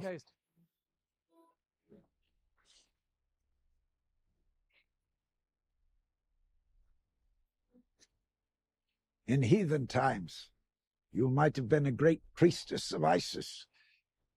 Yet, in this strange and modern world, your purpose is... Of course, in Stoker's Dracula, we are in the late 1890s, whereas we're in the 1830s here, and so the modern world is less modern in Nosferatu, which is one of the things that I think is kind of interesting.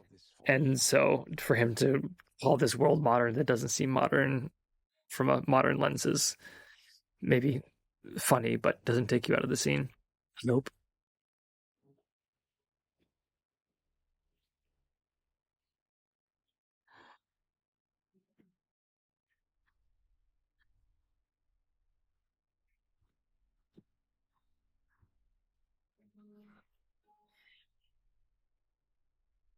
You will put an end to all of this.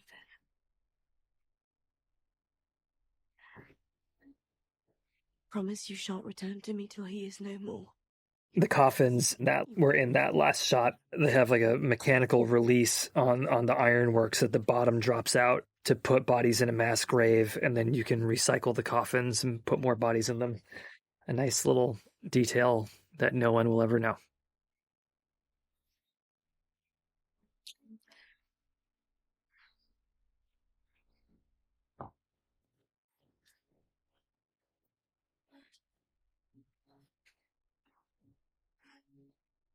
They've tried to put that shelf back, even though all the stuff broke. He's not here. No, Mr. Harding has departed, sir. Another scene with too much haze. He has a heavy grief. We shall wait for him. There's time yet till sundown. No, we must find him. He is unwell, Severs. I fear for him. This is the same street that Knock runs down pantsless into the night with the rain, but we shoot it from a higher angle and it hopefully doesn't feel too much of a repeat, even though you see that colonnade. But I mean, it doesn't matter if it is the same street, but hopefully it just doesn't feel repetitive.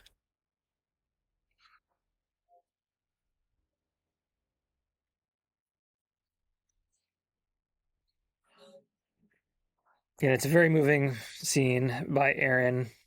I did realize when I was checking the 35mm print of this movie that Louise in German should really be pronounced Louisa. So we were way past the point of being able to fix that when I realized that, but it should be Louisa. Another oops. Speaking of oops, this blood that he coughs, he's coughing it like literally into a shadow. So we had to grade it sort of unnaturally bright in order for it to be seen, which was kind of annoying because it's not very naturalistic.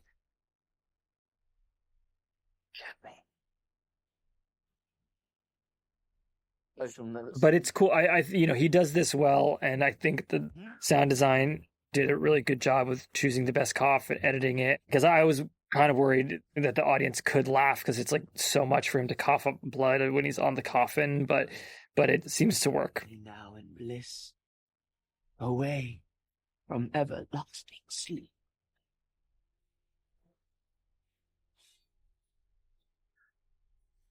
You see the makeup on Emma trying to cover Anna's plague marks. Friedrich!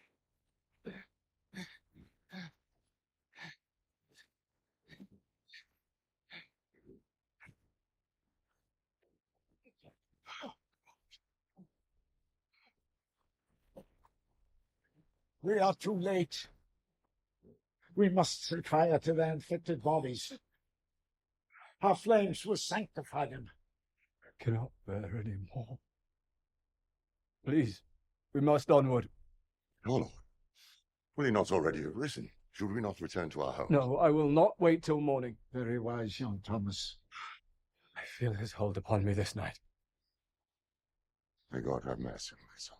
I don't remember what Ralph's line was, but when we were actually there seeing their bodies on top of each other in that way, may God have mercy on their souls, seemed to be more appropriate than whatever I had written. The day of doom, and not to be remembered before the face of God, which shall come to judge the quick and the dead, the world with fire. Must be said, those coffins, while they were too heavy, look great and are very unique. Those super tall coffins were a popular German thing for wealthy people in the period, and I haven't really seen them before.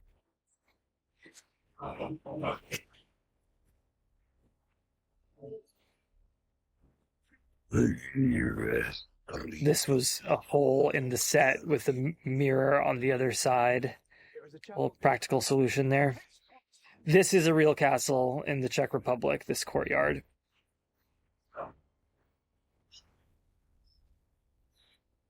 I am ready. I bid you come to me. This was another set that really looked There he lies. darn real. And then yet again, we like all these rats are real, but the deep background rats were CG, and we had basically like plexiglass that was keeping the rats in place. That was something that we had to employ on some other scenes. That is sometimes hidden, and sometimes you have to erase the edges of the plexiglass.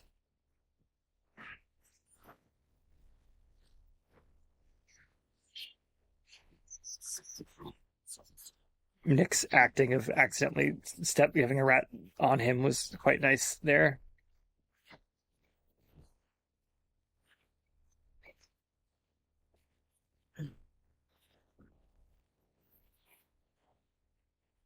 I don't know, the coffins probably should have been pried off or screwed off instead of having them all being able to be pushed off, but it was just with the way that we cover things in one shot, it just would have been too time consuming, but it is sort of phony.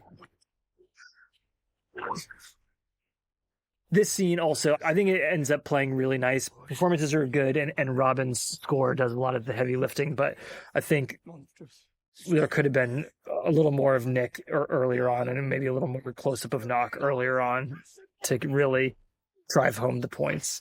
Set fire to it all. Damn it, man, he has gone to my wife. We must burn it. We must destroy all his habitation. No sanctuary. No, there is no time to be lost. He pursues Ellen. It must be her. He cannot resist her blood. You are a madman. You knew Orlock would not be here. You knew it this afternoon. Your wife wills. This is not... Fron is beyond our morals. In vain. In vain. And you cannot understand.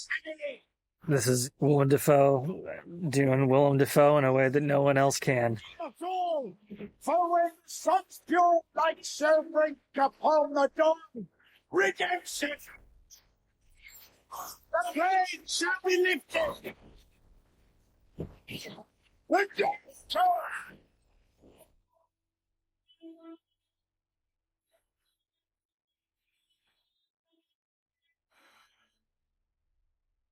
There's a little angel in that chapel.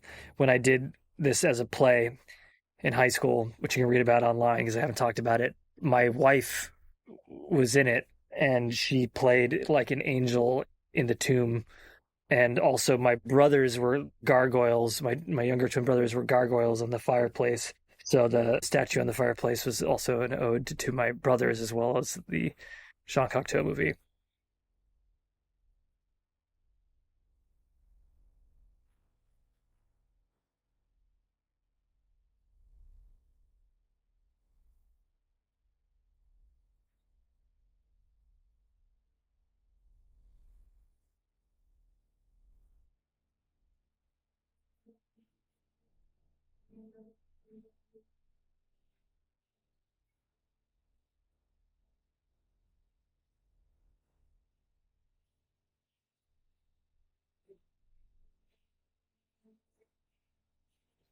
And this is the beginning of the final music cue that is really quite a showstopper. And the performances are really tremendous. The lighting is stunning, but Robin's music really brings us home, so to speak. Tu captio esta ab tua volia. I do. I wish we were able to see a little more of the wedding dress, but this room was so small, it was hard to get the camera exactly where we wanted it to show a little more, because it's quite a beautiful thing. And also those are lilacs, of course, in the wedding headpiece on the veil.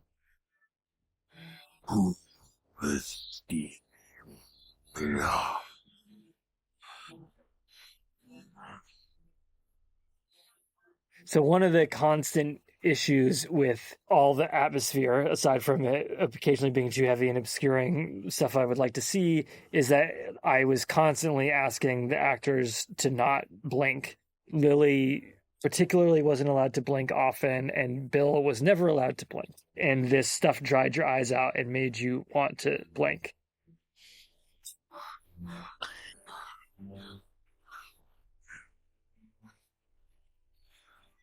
And I think this was the best acting take for that moment of them together, which is the most important bit of the scene, is their connection and that kiss that we've been waiting for the whole film long.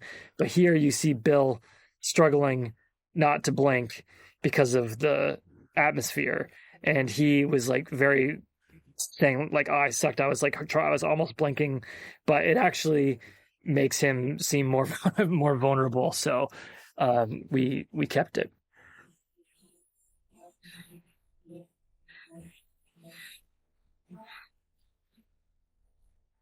And yeah, trying to get the sound design of the sensual caressing of his rotten back holes to be disturbing but not comical was a challenge.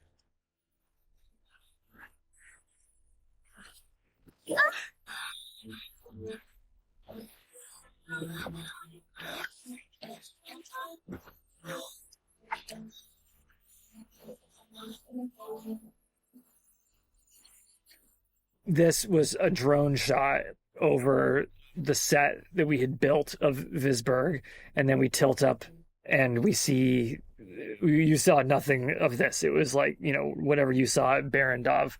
And, obviously this is all the VFX team's work of the scanned buildings in these northern German cities.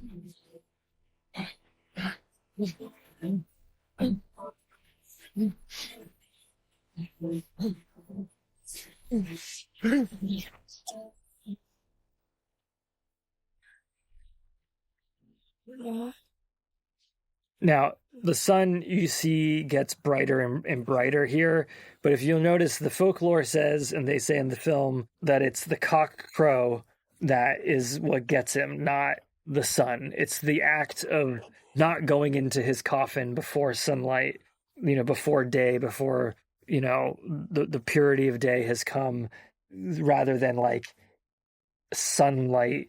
Vampires are allergic to sunlight, or it burns them up into a crisp or whatever. It's day and not sun, if that makes any sense, was my thinking. And so here he's purged of her blood.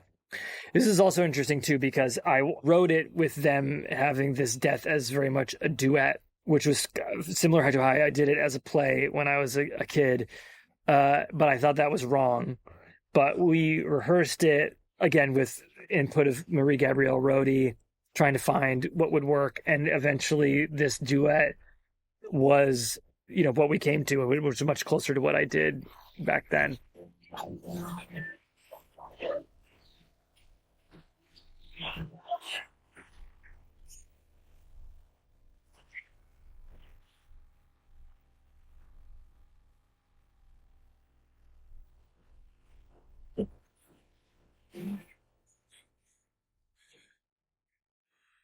We did many, many, many takes of that, and Bill he was just so exhausted. The amount of effort that goes into that.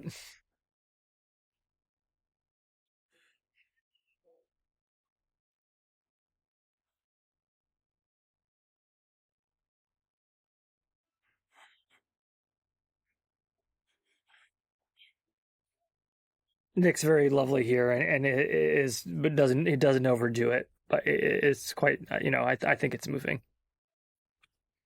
You can see there's blood still like seeping out of Orlock's body. You should be paying attention to Nick, but if you decide to watch it more than once, watching the commentary, take a peek every now and then, you can probably see some blood weeping. Forgive us. No. The maiden. And it wasn't in the script originally for von Franz to repeat this quotation from the book, but I think it does sort of tie up this fairy tale quite nicely. That's something that I like about Nosferatu versus Dracula, is that it is a bit of a simpler fairy tale, and with that, it kind of, it really helps. And we also get closure on the cat.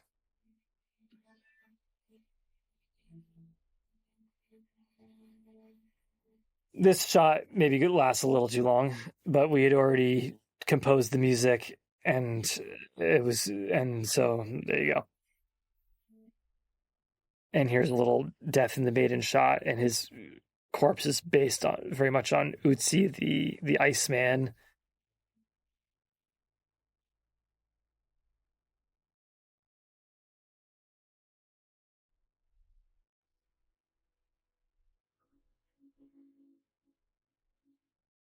Well, that's Nosferatu. Hope you had a nice time.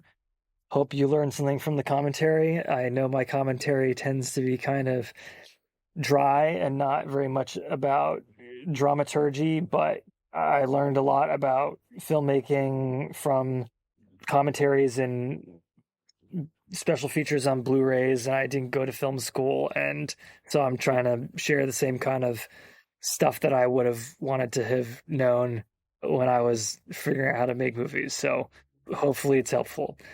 Yeah, also, man, David White that did the prosthetic work on Orlock, it's really tremendous. And one of the things that I loved that he did was having the ears being rotten away, because I wanted him to be just a dead human and not a creature. And I thought that detail that David came up with was pretty awesome. Okay, thank you.